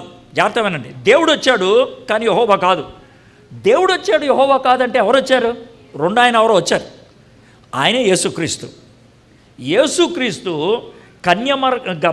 మరియమ్మ ద్వారా ఈ లోకంలో జన్మించకముందు పాత నిబంధనలో పలుసార్లు ఆయన కనబడ్డాడు. ఉదాహరణకి యెషయా గ్రంథం 6వ అధ్యాయంలో సింహాసనం మీద ఒక ఆయన కూర్చున్నాడు కదా, యెషయా చూశాడు. అర్థమైందా? మనం ఏమనుకుంటామంటే యెహోవాను చూశాడని. నేనైతే అలాగే అనుకున్నాను. అయితే యోహాను సువార్త 12వ అధ్యాయంలోకి వచ్చేప్పటికి 40వ వచనం ఆ ప్రాంతంలో యేసు ప్రభువారు ఏమంటారంటే, ఆ రోజు యెషయా చూసింది నన్ను అన్నాడు ఆయన. స్ట్రైట్ డైలాగ్ వేసాడని. ఆ రోజు యెషయా చూసింది నన్ను అన్నాడు. అంటే ఆ రోజు యేసు ప్రభు వారు యెషయా కనబడ్డాడు. ఆయన ఈ యేసయ్య అనేటువంటి ఈ వ్యక్తి, అర్థమైందా, యేసు అనేటువంటి వ్యక్తి పాత నిబంధనలో అక్కడక్కడ సూచాయిగా కనబడటం జరిగింది. ఈ యోసేపు గారికి తెలుసు అది, అందుకే యేసు అని పేరేంటి అని అడగలేదు. ఇప్పుడు 3 విషయాలు చెప్పా. ఒకటి, ఆయనకి మనం చూసినటువంటి మొదటి విషయం ఏంటంటే దావీదు గురించి తెలుసు. రెండోది, ఆయనకి పరిశుద్ధాత్మ గురించి తెలుసు. మూడోది, యేసు అనే నామానికి అర్థం తెలుసు. నాలుగోది, ఇదిగో కన్యక గర్భవతి అయి కుమారుని కనును, ఆయనకి ఇమ్మానుయేలు అని పేరు పెట్టుదురు అని ప్రభు తన ప్రవక్త ద్వారా పలికిన మాట నెరవేరినట్లు ఇది అంతయు జరగను. ఒక మాట, ఇదంతా నేను చదివాను కదా, మీకు వచ్చే ప్రశ్న ఏంటి చెప్పండి. ఇదంతా చదివాను కదా ఈ మాట, ఇదిగో కన్యక గర్భవతి అయి కుమారుని కనును, ఆయనకి ఇమ్మానుయేలు అని పేరు పెట్టెదురు అని ప్రభు తన ప్రవక్త ద్వారా పలికిన మాట నెరవేరినట్లు ఇదంతయు జరగను. ఈ మాట వింటే కొంచెం ఆలోచించేవాడికి వచ్చే ప్రశ్న ఏంటి? ఏ ప్రవక్త చెప్పాడు, ఎక్కడ చెప్పాడు? ఇది కదా మనకు వచ్చే ప్రశ్న. ఇక్కడ దూత ఏ ప్రవక్త చెప్పాడో డీటెయిల్స్ ఇచ్చాడా? ఇవ్వాల. యెషయా అడగాలి కదా, యోసేపు అడగాలి కదా ఏ ప్రవక్త చెప్పాడో. అడగలేదంటే ఏ ప్రవక్త చెప్పారో ఎవరికి తెలుసు? యోసేపుకి తెలుసు. ఇది యెషయా గ్రంథంలో ఉంది. ఇప్పుడు నేను దీంతో చెప్పగలిగేది ఏంటంటే, యోసేపు గారికి 17 సంవత్సరాల కుర్రోడికి పాత నిబంధన బాగా తెలుసు, లేఖనాలు బాగా అధ్యయనం చేశాడు. తనకిచ్చినటువంటి అవకాశంలో లేఖనాలు బాగా అధ్యయనం చేశాడు. ఇప్పుడు అధ్యయనం చేస్తే మనకు వచ్చేది ఏంటి సార్ అని అంటే, జాగ్రత్త వినండి. దేవుడు మనతో మాట్లాడితే మనకు అర్థమయ్యే భాషలో మాట్లాడతాడు, తన భాషలో మాట్లాడతాడు. మనకు అర్థమయ్యే భాషలో మాట్లాడతాడు, తన భాషలో మాట్లాడతాడు. దేవుడు ఉపయోగించే భాష ఏంటి సార్? ఇది ఏమన్నా భాషల వరమా? నో, ఇది అందరి గురించి మాట్లాడుతున్నాను. భాషల వరం అనేది కొంతమందికి ఉంటుంది, నేను దాని గురించి మాట్లాడతా, అందరి గురించి మాట్లాడతా.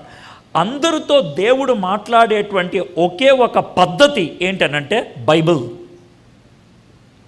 దేవుడు ఏదైనా మాట్లాడితే బైబిల్ని ఎదురు పెట్టుకొని మాట్లాడతాడు. దేవుడు ఏదైనా మాట్లాడితే బైబిల్లోంచి మాట్లాడతాడు. ఇది ఆయన చేసేటువంటి పని. మీకు ఉదాహరణ చెప్తాను. ఇప్పుడు మీలో కొంతమంది సాఫ్ట్వేర్ ఇంజనీర్స్ ఉంటారు. ఈ సాఫ్ట్వేర్ డెవలపర్స్ ఏం చేస్తారంటే ఏదో ఒక లాంగ్వేజ్ ఉపయోగిస్తారు. C++ అని, లేదనంటే జావా అని, ఇలాగ ఒక లాంగ్వేజ్ ఉపయోగిస్తారు. C++లో నేను ఒక డిజైనింగ్ చేస్తే, ఒక యాప్ డెవలప్ చేస్తే దాన్ని ఎవరు చదవగలరు? దాన్ని ఎవరు డీకోడ్ చేయగలరు? దాన్ని ఎవరు అర్థం చెప్పగలరు అంటే C++ వచ్చిన వాళ్ళే. అదేవిధంగా దేవుడు చెప్పేటువంటి మాటలు ఎవరు అర్థం చేసుకోగలరు? బైబిల్ తెలిసిన వాళ్ళే. మీరు బైబిల్ బాగా చదివితే దేవుడు మీతో మాట్లాడటానికి ఒక మాధ్యమం ఉంటుంది. వీడికి బైబిల్ తెలుసు, నేను మాడొచ్చు. దీనికి బైబిల్ తెలుసు, నేను మాడొచ్చు. నీకు బైబిల్ తెలియకపోతే దేవుడు ఎలా మాట్లాడాలో ఆయనకు అర్థం కాదు. అర్థమైందా? యోసేపుతో దేవుని దూత వచ్చి ఎందుకు మాట్లాడాడు అంటే ఆయనకి తెలిసిన బైబిల్, ఆ బైబిల్ని ఆధారం చేసుకొని మాట్లాడాడు. కాబట్టి యోసేపులాగా నాకు ఎంత బైబిల్ తెలుసు, దేవుడు నాతో ఎందుకు మాట్లాడట్లేదు? మీలో చాలామంది ఈ ప్రశ్న అడుగుతారు. సార్, దేవుడు నాతో మాట్లాడట్లేదు సార్, నేను వాక్యం చదువుతాను కానీ దేవుడు నాతో ఏం మాట్లాడట్లేదు సార్. దేవుడు మాట్లాడతాడు, కానీ నీకు అర్థం అవట్లేదేమో, నీకు వినబడట్లేదేమో. ఆ విషయం గుర్తుపెట్టుకోండి. దేవుడు చాలా స్పష్టంగా ఏమని చెప్తాడంటే, నా గొర్రెలు నా స్వరాన్ని, గొర్రెలు నా స్వరాన్ని వింటాయి అంటే మనకు అర్థం కాదు. ఎందుకంటే మనం ఎప్పుడైనా గొర్రెలు పెంచామా? పెంచలేదా కదా, కాబట్టి అర్థం కాదు. కాకపోతే మనం ఎలా చెప్తే బాగుంటుంది, నా కోళ్ళు నన్ను అర్థం చేసుకుంటాయి. కోడి తెలుసు కదా. ఇప్పుడు మనం కోళ్ళు పిలవడానికి ఒక పద్ధతి ఉంటుంది, బొబ్బో అని. బయట 10 కోళ్ళు ఉన్నాయి, అందుట్లో 2 కోళ్ళు నాయి, 2 కోళ్ళే నాయి, మిగతా 8 కోళ్ళు వేరే వాళ్ళే. ఈ 10 కోళ్ళు కూడా ఒక చోట కూర్చొని తింటున్నాయి. సాయంత్రం అయిపోయింది, నేను గుమ్మం దగ్గరకు వచ్చి బొబ్బో అన్నాను అనుకో, ఎన్ని కోళ్ళు వస్తాయి? మిగిలిన వాళ్ళకి బొబ్బో వినబడదా? వినబడుతుంది, అర్థం కాదు. నా కోడి నా స్వరాన్ని వింటది. మీకు అర్థమైందా?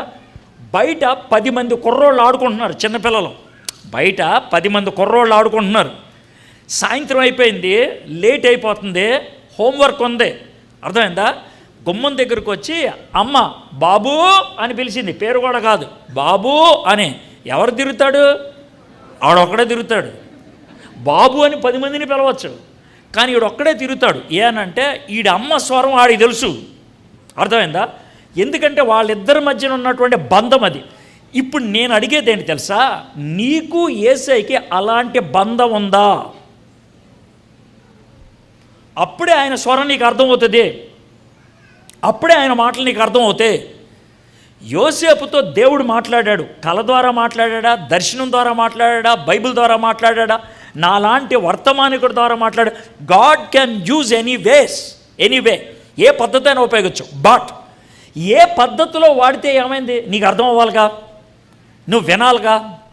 యోసేపు వినగలిగాడు కాబట్టి ఆయన స్పందించగలిగాడు. 24వ వచనం చూడండి. యోసేపు నిద్ర మేలుకొని ప్రభుదూత తనకు ఆజ్ఞాపించిన ప్రకారం చేసి తన భార్యను చేర్చుకొని. ఇది మొట్టమొదట 3 విషయాలు నేర్పిస్తాను ఈ కళ నుంచి. యోసేపు గారు చేసినటువంటి 3 విషయాలు. మొదటిది సాక్రిఫైస్. ఏంటంటే దేవుడు చెప్పాడు కాబట్టి చేర్చుకోమని నేను చేర్చేసుకుంటాం. అయ్యా ఆ అమ్మాయిని చేర్చుకుంటే ప్రజలంతా నిన్ను గేలి చేస్తారు, చేయనే పర్లేదు. అయ్యా ఆ అమ్మాయిని చేర్చుకుంటే ఆ అమ్మాయితో పాటు నిన్ను కూడా రాళ్ళతో కూడా చంపుతారు, చంపనే. చావుకు తెగించి దేవుని మాటకి లోబడ్డాడు ఆయన. దేవుని మాటకి లోబడటం అనేది మన సౌకర్యాన్ని బట్టి కాదు, మనకి వీలుని బట్టి కాదు, అన్నీ బాగుంటే కాదు, రిజల్ట్ ఏంటో తెలుసుకొని కాదు. అది అప్పుడు విధేయత అవ్వదు. లోబడినప్పుడు అది ఎక్కడికి దారి తీస్తుంది నాకు అనవసరం, ఎలాంటి పర్యవసానం ఉంటుంది నాకు అనవసరం. దేవుడు చెప్పాడు నేను చేస్తాను. కాబట్టి ఆయన చావుకు తెగించి లోబడ్డాడు. 17 సంవత్సరాల యోసేపు. ఒకవేళ మీకే కళ వచ్చిందనుకోండి, మీరేం చేస్తారు చెప్పండి? మీకు ఒక విచిత్రమైన కళ వచ్చింది, ఆ కళలో ఒక దేవదూత వచ్చి మీతో మాట్లాడాడు, మీరేం చేస్తారు చెప్పండిరా? ఆ దేవదూత కళ విని ఫస్ట్ ఆఫ్ ఆల్ మీరు ఉప్పొంగిపోతారు. దేవదూత మనతో మాట్లాడంటే మనం సూపర్ అనుకుంటాడు, ఇది నెంబర్ 1 అనుకొని, నాలాంటి పనికిమాలిన స్పీకర్లు మీ దగ్గరికి 10 మంది వస్తే 10 మందితో కూడా అదే కళ చెప్తాడు. కొంతమంది నాకు మొదలు పెడతారు, సార్ 15 ఏళ్ల క్రితం నాకు ఒక కళ వచ్చింది అంటాడు. ఆ కళ ఇప్పటికీ 10 మందిని అడుగుని ఉంటాడు. అర్థమైందా? ఈ కళ 10 మందిని అడిగితే 15 అర్థాలు చెప్తారు. వాడు చేసే పని ఏంటంటే 10 మంది 15 అర్థాలు చెప్పారు కాబట్టి ఏ అర్థమో నాకు తెలియదు కాబట్టి నేను వదిలేస్తాను. పైగా ఏమంటాడంటే, బ్రదర్ దేవుడు క్లారిటీ ఇవ్వలేదు బ్రదర్, ఇది మనం ఇచ్చేటువంటి జవాబు. కానీ యోసేపు ఎవరిని అడగలేదు, ఎవరిని అడగగలిగేటువంటి విషయం కాదు. అరే నా భార్య గర్భవతి అయింది, ఇంకా పెళ్ళి అవ్వలేదు మా ఇద్దరికి, ఏం చేయమంటారని ఎవరిని అడుగుతాడు సార్? అడగలా. దేవునితో తనకున్నటువంటి సంబంధాన్ని బట్టి ఒక అద్భుతమైన నిర్ణయాన్ని తీసుకున్నాడు. అది సాక్రిఫిషియల్ డెసిషన్. ఆయన త్యాగపూరితమైన నిర్ణయం తీసుకున్నాడు. రెండో విషయం చెప్తాను నేను, చూడండి 21వ వచనం. ఆమె ఒక కుమారుని కనును, తన ప్రజలను వారి పాపముల నుండి ఆయనే రక్షించిన కనుక ఆయనకు యేసు అని పేరు పెట్టుదు అనెను. గుర్తుపెట్టుకోండి. చిన్నప్పటి నుంచి 2 ఉదాహరణలు చెప్తాను, అప్పుడు ఇక్కడికి వస్తాను, మీకు క్లారిటీ వస్తుంది. చిన్నప్పుడు మనకి స్కూల్లో వెళ్ళినప్పుడు అందరికీ పుస్తకాలు ఇచ్చే రోజు వస్తుంది, అందరికీ పుస్తకాలు ఇస్తారు. గుర్తుపెట్టుకోండి, నీకే పుస్తకం ఇచ్చారో నీ పక్కన వాళ్ళు కూడా అదే పుస్తకం ఇచ్చారు. మీ క్లాసులో 40 మందికి ఉంటే 40 మందికి అదే పుస్తకం ఇచ్చారు. కాబట్టి పిల్లలు ఏం చేస్తారంటే పుస్తకం ఇవ్వంగానే దాని మీద ఎందుకని ఇది నాది కదా, ఆ పేరు రాయటం అనేది ఇది నాది అని ఓనర్షిప్ డిక్లేర్ చేయటం కదా.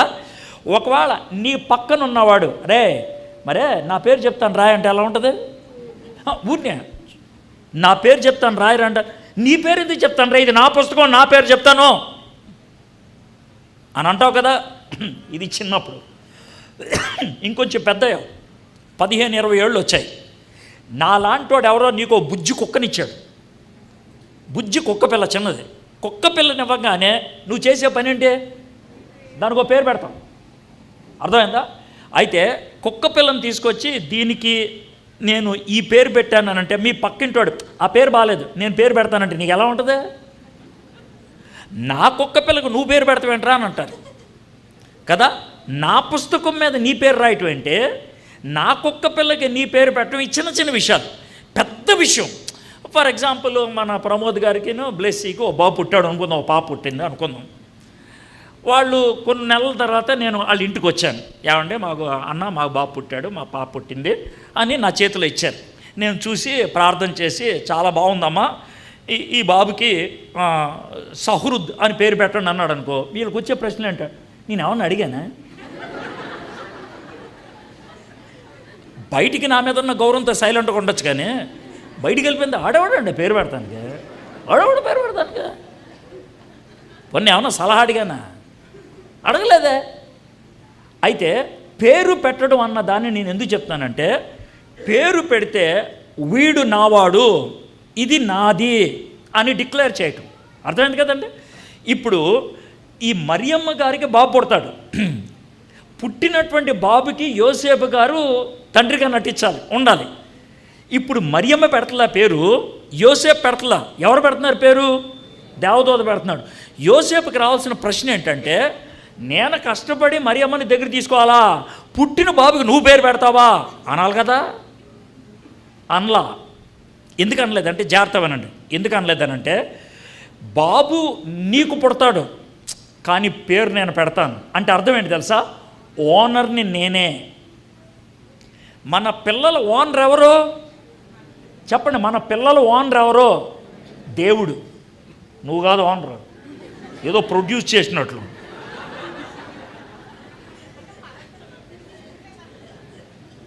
అర్థమైందా? మన పిల్లలకి మనం కాదు ఓనర్స్. ఆ విషయం గుర్తుపెట్టుకోండి, వాదించొద్దు ఇక్కడ.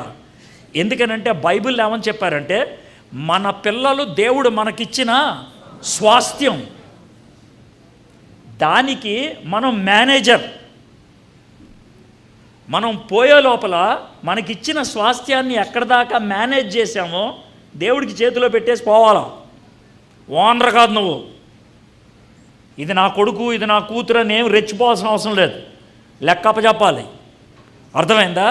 దేవుడి పిల్లలాళ్ళు, నీ పిల్లలు కాదు. దేవుడు ఓనరు. దేవుడు నీకు అప్పగిచ్చాడు మేనేజర్గా ఉండమని.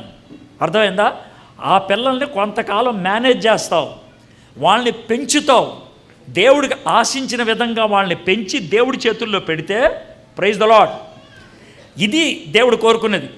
యోసేపు 17 ఏళ్ల కుర్రోడు అర్థం చేసుకున్నాడు. ఆ విషయం అర్థం చేసుకొని మరియమ్మని స్వీకరించడానికి సాక్రిఫైస్ అవుతావు. యేసు అని పేరు పెట్టినందుకు సబ్మిట్ అవుతావు, సబ్మిట్ అయిపోతావు, దేవుడికి అప్పగించుకుంటావు. మూడోది చాలా గంభీరంగా ఉండేటువంటి విషయం ఇదనమాట. 25వ వచనం, ఆమె కుమారుని కనువరకు ఆమెను ఎరుగుకుండెను, అతడు ఆ కుమారునికి యేసు అని పేరు పెట్టెను. జాగ్రత్తవనండి. మరియమ్మ యోసేపులు నేను ఇందాక చెప్పినాడు 17 ఏళ్ళు 15 ఏళ్ళు అప్పుడు వాళ్ళు ప్రధానమైంది. బహుశా ఆమె గర్భవతి అయినటువంటి 2 నెలల్లోనూ 3 నెలల్లోనూ యోసేపుకి అర్థమైంది ఉంటుంది, వదిలేద్దాం అనుకున్నాడు. అయితే దేవుడు ఈ కళ ద్వారా యోసేపుని సెటరైట్ చేశాడు. ఈలోగా మరియమ్మ గారు ఎలిజబెత్ దగ్గర నుంచి వెనక్కి వచ్చింది. అయితే రాగానే ఒక రూల్ వచ్చింది. ఏమనంటే, ప్రతి ఒక్కళ్ళు ఎవరు పుట్టిన ఊరికి వాళ్ళ ఊరు వెళ్ళిపోవాలి, వాళ్ళ వంశానికి సంబంధించిన ఊరు వెళ్ళిపోవాలి అని చెప్పారు. ఇటు మరియమ్మ కానీ యోసేపు కానీ ఎవరు వంశావళిలో పుట్టినోళ్ళు? దావీదు. కాబట్టి దావీదు గారు ఊరు వెళ్ళిపోవాలి. అదేంటది? బెత్లెహేం. వీళ్ళు ఉన్నది నజరేతు. నజరేతు నుంచి బెత్లెహేంకి వెళ్ళటానికి 4 రోజులు నడక. 4 రోజులు పగలు నడుస్తారు, రాత్రి పడుకుంటారు. అర్థమైందా?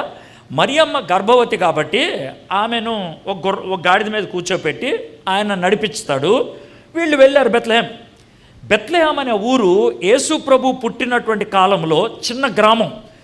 జనాభా అనేక మంది పండితులు చెప్పేది మహా అయితే 400 మంది, 400 మంది, 70 లేకపోతే 80 కుటుంబాలు, 400 మంది, ఇది అక్కడ జనాభా. సరే వీళ్ళు ఏం చేశారు, ఆ 70 ఇళ్ళలో 50 ఇళ్ళలో ప్రతి ఇంటికి వెళ్ళి, అయ్యా మా భార్య గర్భవతి, కొంచెం మీ ఇంట్లో స్థలం ఉందంటే పోయా అన్నారు. మొత్తం 50 ఇళ్ళు కూడా. ఈ 50 ఇళ్ళోళ్ళు కూడా మరియమ్మను కానీ యోసేపుని కానీ వీళ్ళు మాకు సంబంధించినటువంటి చుట్టాలు అని అనుకోలే, ఎవ్వరూ అనుకోలే. కాబట్టి మరియమ్మకు కానీ యోసేపుకి కానీ బెత్లెహేం అనే గ్రామంలో తెలిసిన చుట్టాలు ఎవరో లేరు. అర్థమైంది కదా మీకు?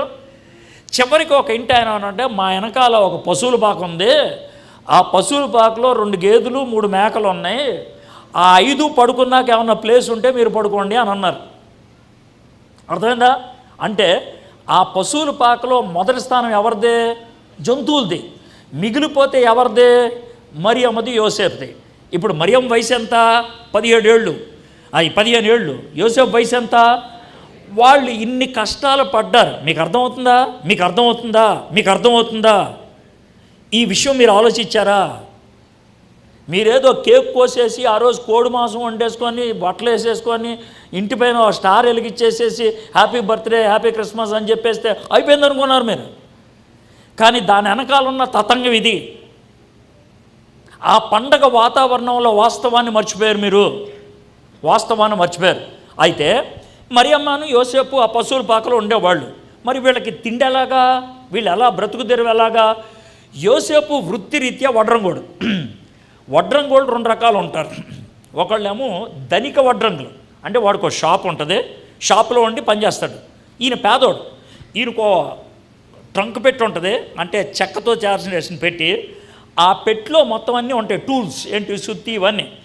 దానికి ఒక తాడు ఉంటుంది, ఆ తాడు మెడకు కట్టుకొని ఇక్కడ రబ్బర్ పెట్టుకుంటారు, ఎందుకంటే ఇక్కడ నొప్పి రాకుండా ఉంటాను పెట్టుకొని, ఈ డబ్బా పెట్టుకొని వడ్రంగే అని అరుచుకుంటూ వెళ్తూ ఉంటారు. రోడ్డు మీద వెళ్తున్నప్పుడు ఎట్రా ఇక మా కుర్చీ వాడు పాడైంది, మా తలుపు వాడు పాడైంది అంటే బాగు చేస్తే వాళ్ళు అంత బార్లీ లేకపోతే అన్ని గోధుమలు లేకపోతే అంత నూనె లేకపోతే 2 కాసులు ఇచ్చి పంపిస్తారు. ఇవన్నీ రోజంతా కష్టపడింది సాయంత్రం మరియమ్మకి ఇస్తే మరియమ్మ వండితే తిని పడుకునేవాళ్ళు. అర్థమైందండి? ఇది మరియమ్మ యోసేపుల యొక్క విషయం. సరే 9 నెలలు అయిపోయింది. మరియమ్మకి 16 ఏళ్ళు వచ్చేసాయి, యోసేపుకి 18 ఏళ్ళు వచ్చేసాయి. ఇక్కడ నుంచి నేను చెప్పేటువంటి విషయం నేను కాపీ కొట్టి చెప్తున్నాను. ఎవరి దగ్గర కాపీ కొట్టానంటే ఒక ఆయన ప్రసంగం చేశాడు. ఆ ప్రసంగం విన్నా నాకు ఇది బాగా నచ్చింది ఈ పాయింట్, అందుకని మీకు చెప్తున్నాను. కాపీ కొట్టినప్పుడు ఎక్కడ కాపీ కొట్టా చెప్పేస్తే మంచిది. ఎందుకంటే 2 విధాలు. ఒకటి ఏంటంటే నేను ఫీల్ అవును గిల్టీ, రెండోది ఏమన్నా తేడా అనిపించింది నాకు, ఏమన్నా అది తెలియదు ఆయన అడుగంట, అది విషయం. ఇంతకీ ఇది ఎవరి ప్రసంగం సార్ అంటే మామూలువాడు కాదు, చాలా మహానుభావుడు. మీరు నీల్ ఆమ్స్ట్రాంగ్ పేరు విన్నారా? చంద్రుడి మీదకి వెళ్ళాడే, ఆయన చేసిన ప్రసంగం ఇది. ఆయన చేసిన ప్రసంగంలో ఈ మొక్క తీసుకున్నాను. ఆయన ఏమంటాడంటే, నన్ను చాలామంది అభినందిస్తూ ఉంటారు, చంద్రుడి మీదకి మొట్టమొదటి నువ్వు వెళ్ళావు, చంద్రుడు మట్టి ముట్టుకున్నది నువ్వే మొట్టమొదట, నువ్వు ఖతర్నాక్ అది ఇది అంటారు. దాందేమని సార్, నాకంటే ఖతర్నాక్ ఒక అతను ఉన్నాడు, ఆయనకున్న అనుభూతి నాకుంటే బాగుండాను అని అన్నాడు.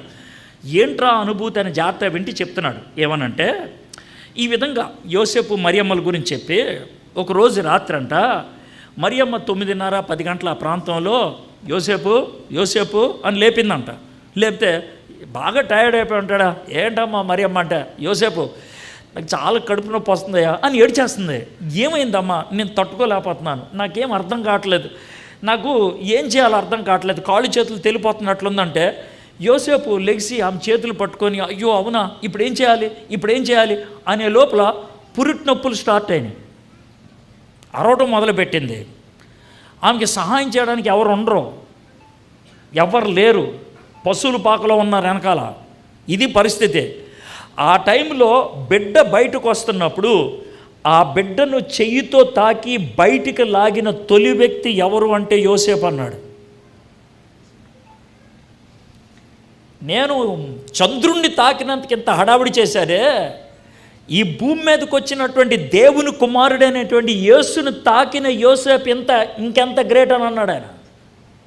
ఆ అనుభూతి ఎంత గ్రేట్ అని అన్నాడు. ఆ అనుభూతి ఎంత గ్రేట్.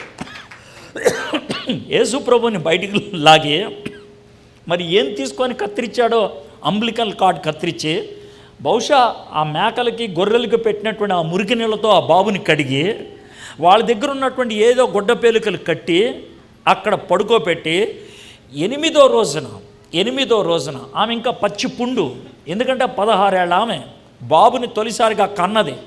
సిజేరియన్ కాదు, డాక్టర్స్ ఎవరు లేరు. ఎలాంటి కఠినతరమైన పరిస్థితి ఉంటుందో మీకు తెలుసు. ఆమె ఖచ్చితంగా 8వ రోజు చేయాల్సిన పని ఇది. ఏంటనంటే వాళ్ళు ఎక్కడున్నప్పుడు కూడా యెరూషలేంకి వెళ్ళాలి. యేసుప్రభుని తీసుకొని యెరూషలేంకి వెళ్ళారు. బహుశా మరియమ్మ బాబును మొయ్యలేదు కదా, యోసేపు బాబును మోసుకుంటూ మరియమ్మను తీసుకొని యెరూషలేంకి వెళ్ళి ఉంటారు. ఇప్పుడు చూడండి, యెరూషలేంలో 8వ రోజు చేసేటువంటి పని అంటే యాజకుడు చేతిలో పెడతారు. యాజకుడు అడిగేటువంటి మాట, ఈ బాబుకి ఏం పేరు పెట్టారు, జాగ్రత్తమనండి. ఇప్పుడు యోసేపు ఏం చేస్తాడు చెప్పంట, ఆ బాబు ఇంక చూసుని ఉంటాడు, మరియం భుజం మీద చెయ్యేసి ఉంటాడు, మరియమ్మ చూసుని ఉంటాడు, యాజకుడిని చూసుని ఉంటాడు, మళ్ళీ యేసుప్రభుని చూసి ప్రపంచంలో మొట్టమొదటిసారి దేవుని కుమారుడిగా ఈ లోకంలోకి వచ్చినటువంటి ఆ 8 రోజుల బాబును చూసి ఈ బాబు పేరు యేసు అని అన్నాడు. ఈ బాబు పేరు యేసు. యేసు అన్న పేరుకి అర్థం యోసేపుకి తెలుసా? ఇప్పుడు విన్న మాటే ఇప్పుడే మర్చిపోయారంటానికి అది అర్థం. మీరు టీవీ సీరియల్ చూడటం అలవాటయ్యి, సినిమాలు చూడటం అలవాటయ్యి, నేను కథలాగా ఇంత నెమ్మదిగా చెప్తున్న వాక్యం కూడా ఎక్కకపోతే కనుక ఎర్రగా బాధాలు మిమ్మల్ని. అసలు ఏం చెప్పాలి సార్? ఇక ఇప్పుడేగా చెప్పింది. వాక్యం చదివి వినిపించారు 2 సార్లు. ఆ భావానికి అర్థం ఏంటో కూడా చెప్పాను నేను. ఎంత పొడుగు స్టోరీ చెప్పిన తర్వాత కూడా అడ్డంగా తలకపోతే సిగ్గులేదని కనాలా? బండబారిపోయారా అనాలా? జ్ఞాపశక్తి పోయిందా అని అడగాల? యేసు అన్న నామకరణానికి అర్థం ఏంటో దూత చెప్పాడు. ఏమని? ఆయన తన ప్రజలను వారి పాపము నుండి రక్షించును కనుక ఆయనకి యేసు అని పేరు పెడతాం. జాగ్రత్త వినండి. ఇప్పుడు యేసు అన్న మాటకు అర్థం ఏంటంటే ఆయన తన ప్రజలను వారి పాపము నుండి రక్షించును. యోసేపు ఆ బాబును చూసి యేసు అని అన్నాడు. అంటే యేసైని ఏమని పిలిచాడు? నా రక్షకుడు అని పిలిచాడు. నా రక్షకుడు, ఎవడో రక్షకుడు కాదు, నా రక్షకుడు. నేను ఈ లోకములో అబ్బా అనిపించుకునే తండ్రినే, కానీ నాకేమవుతాడు తెలుసా? రక్షకుడు. ప్రపంచంలో మొట్టమొదటిసారిగా యేసు ప్రభువును చూసి యేసు అని పిలిచింది యోసేపు. ఈ కళ ద్వారా 3 విషయాలు నేర్చుకున్నాం. ఒకటి, యోసేపు సాక్రిఫైస్ చేయడానికి ఇష్టపడ్డాడు. రెండోది, సబ్మిట్ అవ్వడానికి ఇష్టపడ్డాడు. మూడోది, సేవియర్ అని పిలిచాడు. అవునా? అయితే ఇప్పుడు టైం 9 అయింది. 9 గంటల 9 నిమిషాలు. నేను ఒక అధ్యాయమే చెప్పా. 1 గంట 3 నిమిషాలు మాట్లాడాను. ఇప్పటికే నేను ఒక అధ్యాయమే చెప్పాను. ఇప్పుడు మీకు చెప్పాను నేను 2వ అధ్యాయం కూడా వెళ్తే 3 గంటలు అవుద్దని. అందుకే చెప్పను, 10 నిమిషాల్లో ముగిచ్చేస్తాను. జాగ్రత్తగా ఏంటనంటే, యోసేపు గారికి మత్తయి సువార్త 1వ అధ్యాయం 2వ అధ్యాయంలో కలిపి 4 కళలు వచ్చాయి. ఎన్ని? 4 కళలు. ఇప్పటికి ఎన్ని కళలు అయ్యాయి? ఒకటే అయింది. ఒకటే కళ. ఒక కళ మీకు వివరించా ఇంతసేపు. ఇంకా 3 కళలు ఉన్నాయి, నేను వివరించను. ఆ కళలు ఏంటో మీకు చెప్తా. ఆ కళల్లో సూచాయిగా ఒక్కొక్క పాయింట్ మనం నేర్చుకుందాం. మీరు దాని నుంచి యోసేపు జీవితాన్ని నుంచి మనం నేర్చుకుందాం. సరే, తర్వాత జరిగిన విషయాన్ని చెప్తాను. యేసు ప్రభు వారికి 5-6 నెలలు వచ్చాయి. యేసు ప్రభు వారికి 5-6 నెలలు. ఈ 5-6 నెలల్లో యోసేపు గారు డెవలప్ అయ్యారు. ఎలా డెవలప్ అయ్యారు? డబ్బా పెట్టుకొని రోడ్డు మీద తిరిగే వడ్రంగి నుంచి షాపు పెట్టుకునేటువంటి వడ్రం కూడా అయ్యాడు. ఆయనకు షాప్ వచ్చింది, షాప్ వెనకాల ఆయన ఇల్లు. అర్థమైంది? 5-6 నెలలు వీళ్ళు షాపులో ఉన్నారు, ఇంట్లో వీళ్ళు ఉన్నారు. 5-6 నెలల తర్వాత ఎవరు వచ్చారు? జ్ఞానులు వచ్చారు. వాళ్ళు బంగారం సాంబ్రాణి బోళం తీసుకొచ్చారు కదా, వాళ్ళు వచ్చారు. ఇప్పుడు 2వ అధ్యాయం 13వ వచనం చదువుతాం. 2వ అధ్యాయం 13వ వచనం. వారు వెళ్ళిన తర్వాత, ఎవరు వెళ్ళిన తర్వాత? తూర్పు దేశపు జ్ఞానులు వెళ్ళారు. అర్థమైందా? వారు వెళ్ళిన తర్వాత ఇదిగో ప్రభుదూత స్వప్నమందు యోసేపునకు ప్రత్యక్షమై. ఇది 2వ కళ. ఇది 2వ కళ. ఈ కళను మీకు నేను కాస్త ఊహించి చెప్తాను. ఎలా అంటే, మరియమ్మ గారు యోసేయ్య గారికి పాలిచ్చారు. రాత్రి పాలిచ్చి ఆమె యేసయ్య పడుకున్నాక కొంచెం టయర్డ్ అయ్యి అలాగా పక్క తిరిగి పడుకుందాం అనుకుందాం. ఈలోగా యోసేపు గారు మరి మరియమ్మకి రెస్ట్ ఇద్దాం అన్నట్లు యేసయ్య మీద చెయ్యేసి ఆయన జో కొడుతున్నాడు అనుకుందాం. ఈలోగా నిద్రలోకి వెళ్ళిపోయాడు. ఎవరు? యోసేపు గారు, యేసయ్య గారు. యోసేపు గారు నిద్రలోకి వెళ్ళిన తర్వాత ఆయనకి కళ వచ్చింది. కళ ఏంటో మనం చూద్దాం. ఏంటంటే, హేరోదు ఈ శిశువుని సంహరింపవలనని ఆయనను వెదుకుచున్నాడు గనుక నువ్వు లేచి ఈ శిశువుని ఆయన తల్లిని వెంటబెట్టుకొని ఐగుప్తునకు పారిపోయి నేను నీతో తెలియచేపే వరకు అక్కడే ఉండమని అతనితో చెప్పాను. ఇది కళ, సింగిల్ స్టేట్మెంట్. ఇందాక వచ్చిన కళ అయితే చాలా పొడుగు, ఇప్పుడు సింగిల్ స్టేట్మెంట్. బాబు చాలా అర్జెంట్, ఇదే హేరోదుని లేపేద్దాం అనుకున్నాడు, వెంటనే వెళ్ళిపోవాలి, వెళ్ళిపోయి ఐగుప్తు దేశంలో ఉంటూ నేను చెప్పేదాకా మళ్ళీ అక్కడి నుంచి రావద్దు. ఇది కళ, ఇంతే కళ. టక్కమని లేచాడు, కూర్చున్నాడు. అర్థమైందా? చెమట పట్టేస్తుంది మనోడికి, టెన్షన్గా ఉంది. యేసు ప్రభుని చూస్తున్నాడు, వణుకు వస్తుంది. ఈలోగా మరియమ్మ లేచింది. అయ్యా యోసేపు ఏమైంది? అమ్మ నాకు కళ వచ్చిందమ్మా. అవునా? దోతగారు కళ్ళలో మాట్లాడారు. అవునా? ఏం మాట్లాడారు? మన బాబునే హేరోదు చంపేస్తాడంట, ఎతుకుతున్నాడంట. అయ్య బాబోయ్, ఇప్పుడు ఏంటి పరిస్థితి? వెంటనే వెళ్ళిపోమన్నారు. మనం ఐగుప్తు దేశంకి వెళ్ళిపోవాలంట. గుర్తుపెట్టుకోండి, ఒకవేళ వాళ్ళు మనం కళ్ళు వచ్చినాయి అనుకోండి, లేనిపోయిన లాజిక్లు ఉపయోగిస్తాం. ఇప్పుడు ఈయన ఉపయోగిస్తే లాజిక్ ఎలా ఉపయోగించవచ్చు అంటే నేను అనుకుంటాం, వెంట పెట్టుకొని ఐగుప్తునకు పారిపోయి, దేవుడు పారిపోమని ఎందుకంటాడు? తొడగొట్టి నిలబడమంటాడు. కానీ మా తాత దావీదు గొలియాతును చూసి పారిపోయాడా? రేయ్ లేపేస్తానన్నాడు. ఈ హేరోదు పెద్ద గొప్ప, ఇది దేవుడి దగ్గర నుంచి కాదు అని ఆయన వాదించలా. కొన్నిసార్లు దేవుడు నిలబడమంటాడు, కొన్నిసార్లు ఆడి దగ్గరికి అనవసరం వెళ్ళిపో అంటాడు. గుర్తుపెట్టుకోండి, అడ్డమైనటువంటి ప్రశ్నలు అడిగే ప్రతి అడ్డగాడిదికి జవాబులు చెప్పాల్సిన పని లేదు మనకి. దానికి మనకి తెలివితేటలు ఉండాలి, దానికి మనం జ్ఞానం ఉపయోగించాలి. కొంతమంది ప్రశ్నలు అడిగితే జవాబు కూడా చెప్పక్కర్లా, సైలెంట్గా వెళ్ళిపోవడమే. సార్ ప్రశ్న అడిగిన ప్రతి వాడికి చెప్పన్నాడు కదా, అదే సామెతలో ఇంకో మాట ఉంది, బుద్ధిహీనుడికి జవాబు చెప్పొద్దు, నువ్వు బుద్ధిహీనుడు అవుతావని ఉంది. తెలివితేటలు ఉపయోగించాలి. వీడికి చెప్పడం అవసరమా లేదా అని డిజర్న్మెంట్ అంటారు దాన్ని. దేవుని మీద ఆనుకోవడం. పారిపో అని అంటే ఆయన వెంటనే అర్థం చేసుకున్నాడు. ఇప్పుడు చూడండి 14వ వచనం, ఇది నాకు బాగా నచ్చింది. అప్పుడు అతడు లేచి తర్వాత ఏముంది? మరియమ్మ కొంచెం లైట్ అయ్యి అంటానికి అప్పుడు లైట్లు ఉన్నాయా? నేను కావాలని చెప్తున్నాను ఈ మాట, నేను కావాలని చెప్తాను. చీకట్లో వాళ్ళు ఉన్నటువంటి ఇంటిలో అర్ధరాత్రి లేచి సామాన్లు వాళ్ళకి ఎంత ఉన్నాయో సర్దుకొని రాత్రి లేచి వెళ్ళిపోయారు వాళ్ళు. రాత్రి లేచి వెళ్ళిపోయారు వాళ్ళు.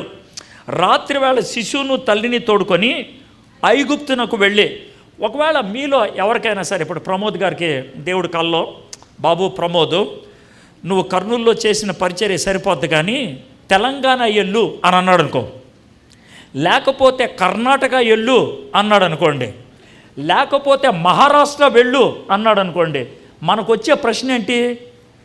తెలంగాణలో ఎక్కడికే, మహారాష్ట్రలో ఎక్కడికే, కర్ణాటకలో ఎక్కడికే. ఎందుకని అన్నాను తెలుసా? తెలంగాణ అనేది ఒక రాష్ట్రం, ఊరు కాదు అది. మహారాష్ట్ర అనేది ఒక రాష్ట్రం, ఊరు కాదు అది. కర్ణాటక అనేది ఒక రాష్ట్రం, ఊరు కాదు అది. ఐగుప్తు అనేది అది రాష్ట్రం కాదు, దేశం.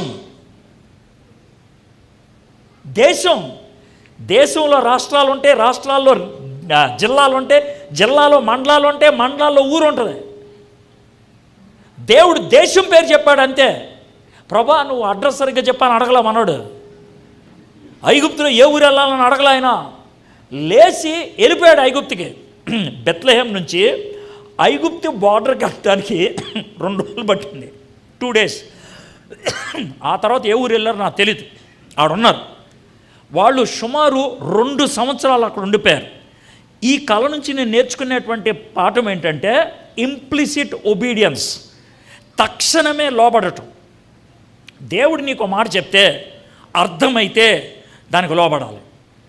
డిలే చేసినట్లయితే ఏమైంది అదే? వాళ్ళు తెల్లారిదాకా ఆగుంటే ఏమైండదు మీరు ఊహించుకోండి. తెల్లారికి సైనికులు వచ్చేవాళ్ళేమో, అవునా కదా? మనలో చాలామంది చేస్తాను సార్ అని చెయ్యరు, ఆలస్యం చేస్తారు. లోన్ ఏమంటారు తెలుసా? నేను చేయడానికి రెడీ అయినా సార్, నేను ఓకే చెప్పేస్తా. చెప్పేది యాక్షన్ ఏది? చెప్పావు యాక్షన్ ఏది? యోసేపు యాక్షన్లో పెట్టాడు. ఇప్పుడు 3వ కల్లోకి వద్దాం. 19వ వచనం. హేరోదు చనిపోయిన తర్వాత ఇదిగో ప్రభు దూత ఐగుప్తులో యోసేపునకు స్వప్నమందు ప్రత్యక్షమై, నీవు లేచి శిశువును తల్లిని తోడుకొని ఇశ్రాయేలు దేశమునకు వెళ్ళుము, శిశువు ప్రాణము తీయజూచుచుండిన వారు చనిపోయారని చెప్పాను. అప్పుడు అతడు లేచి శిశువును తల్లిని తోడుకొని ఇశ్రాయేలు దేశమునకు వచ్చాను. ఇది 3వ కళ. ఈ 3వ కళకి 2వ కళకి తేడా ఏంటంటే 2వ కళలో అర్జెన్సీ కనబడుతుంది, తొందర. 3వ కళలో అర్జెన్సీ ఉండదు, కూల్గా. బాబు ఆడిపోయాడులే, బాబుని తల్లిని తీసుకొని వెళ్ళు. 2వ కళలో రాత్రి ప్రయాణం చేశారు. 3వ కళకి రాత్రి ప్రయాణం చేసినట్టు లేదు. బహుశా తెల్లారిదాకా ఆగారేమో, లేదా 2 రోజులు ఆగారేమో. అర్థమైందా? తప్పేం లేదు. ఆ కళ యొక్క సీరియస్నెస్ అదే. ఇప్పుడు వెనక్కి వెళ్ళాలి. పైగా దేవుడు ఎక్కడికి వెళ్ళమని చెప్పాడు? బెత్లెహేంకి వెళ్ళమని చెప్పాడా? చెప్పలా, అది ఊరి పేరు. యోదయాకి వెళ్ళమని చెప్పాడా? చెప్పలా, అది రాష్ట్రం పేరు. ఎక్కడికి వెళ్ళమని చెప్పాడు? ఇశ్రాయేల్ దేశం. ఎక్కడ కూడా క్లారిటీ ఇవ్వాలా. ఇశ్రాయేల్ దేశం వెళ్ళాలన్నాడు. మళ్ళీ ఎక్కడి నుంచి ఇశ్రాయేల్ దేశం బోర్డర్ దాకా వెళ్ళాడు. వెళ్తే ఏం జరిగింది? నెక్స్ట్ 22-23. అయితే అర్కలాయు తన తండ్రి అయిన హేరోదునకు ప్రతిగా యోధా దేశమును ఏలుచున్నాడని విని, ఇప్పుడు యోధా దేశానికి వెళ్ళాడు. ఎందుకని? యోధా దేశంలో ఏ ఊరుంది? బెత్లెహేం. బెత్లెహేంలో యోసేపుకి ఏముంది? ఒక ఇల్లు ఉంది. సో మనం పాతింటికి వెళ్ళిపోదాం అనుకున్నాడు ఆయన. అని యోధా దేశానికి వెళ్తే అక్కడ ఒక రాజు ఉన్నాడు. ఎవరాడు? హేరోదు గారు కొడుకు. హేరోదు గారు కొడుకు అయినటువంటి అర్కలేయ హేరోదు కంటే దుర్మార్గుడు. ఆడికి వెళ్ళిందో తెలిసింది. తన తండ్రి అయిన హేరోదునకు ప్రతిగా యోధా దేశముని ఏలుచున్నాడని విని అక్కడికి వెళ్ళవరిచి, ఇప్పుడు 4వ స్వప్నం. స్వప్నమందు దేవుని చేత బోధింపబడిన వాడై గలిలయ ప్రాంతములకు వెళ్ళి నజరేతను ఊరికి వచ్చి అక్కడ కాపురం ఉండెను. దీన్నే మీకు ఏమంటాను తెలుసా?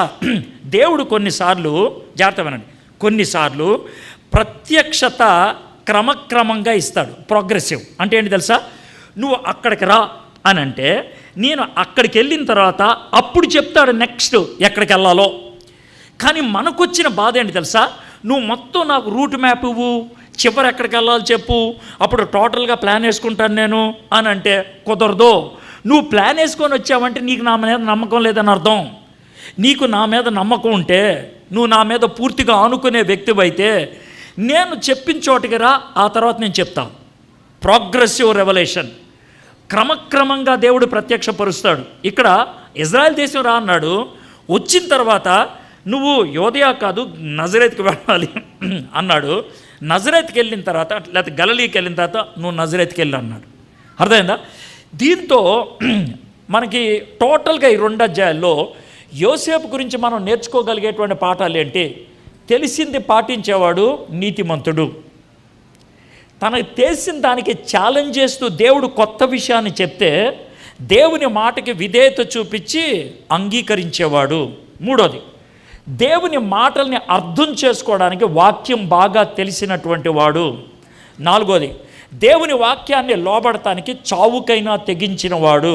5, దేవునికి ప్రభు అధికారము ఇవ్వడానికి ఇష్టపడిన వాడు.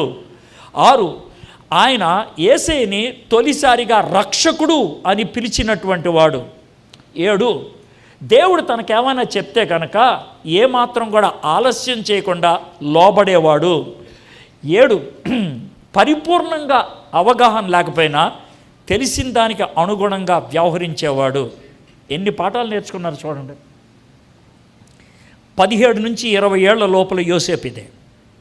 20 years ఇక్కడికి వచ్చేప్పటికి అంతకు మించి లేదు వయసు. అంత యవ్వన వయసులో ఇంత దివ్యమైనటువంటి ఆయన పరిపక్వతను చూపించగలిగాడు, విశ్వాసాన్ని చూపించగలిగాడు. మరి మనకి అలాంటి విశ్వాసం ఉన్నదా? నెంబర్ 2, యోసేపు తల్లిదండ్రులు ఎలాంటి వాళ్ళో నాకు తెలియదు, కానీ ఆయన పెంపకం ఎలాంటిదో మనకు అర్థమవుతుంది. ఈ చిన్న విషయం చెప్పి నేను ముగిస్తాను. యోసేపుకి మరియమ్మకి తర్వాత సుమారు ఒక 6 పిల్లలైనా పుట్టుండొచ్చు. చూద్దాం. మార్కు సువార్త 6:3. ఇతడు మరియ కుమారుడు కాడా? ఇతడు యాకోబు, యోసే, యోదా, సీమోను అనువారి సహోదరుడగు వడ్లవాడు కాదా? ఎవరి గురించి? యేసయ్య గురించి. 4 అబ్బాయిల పేర్లు చెప్పారు. ఈ 4 అబ్బాయిలు యేసయ్య పుట్టిన తర్వాత మరియమ్మకి యోసేపుకి పుట్టిన 4 కొడుకులు. తర్వాత ఇంకేమంటున్నారు? ఇతని సోదరీమణులందరూ మనతో ఉన్నవారు కాదా? పేర్లు చెప్పలేదు, సోదరీమణులు అన్నారు కాబట్టి కనీసం ఇద్దరైనా ఉండాలి. సో యేసు ప్రభు వారికి 12 ఏళ్ళు వచ్చేదాకా యోసేపు ఉన్నాడు.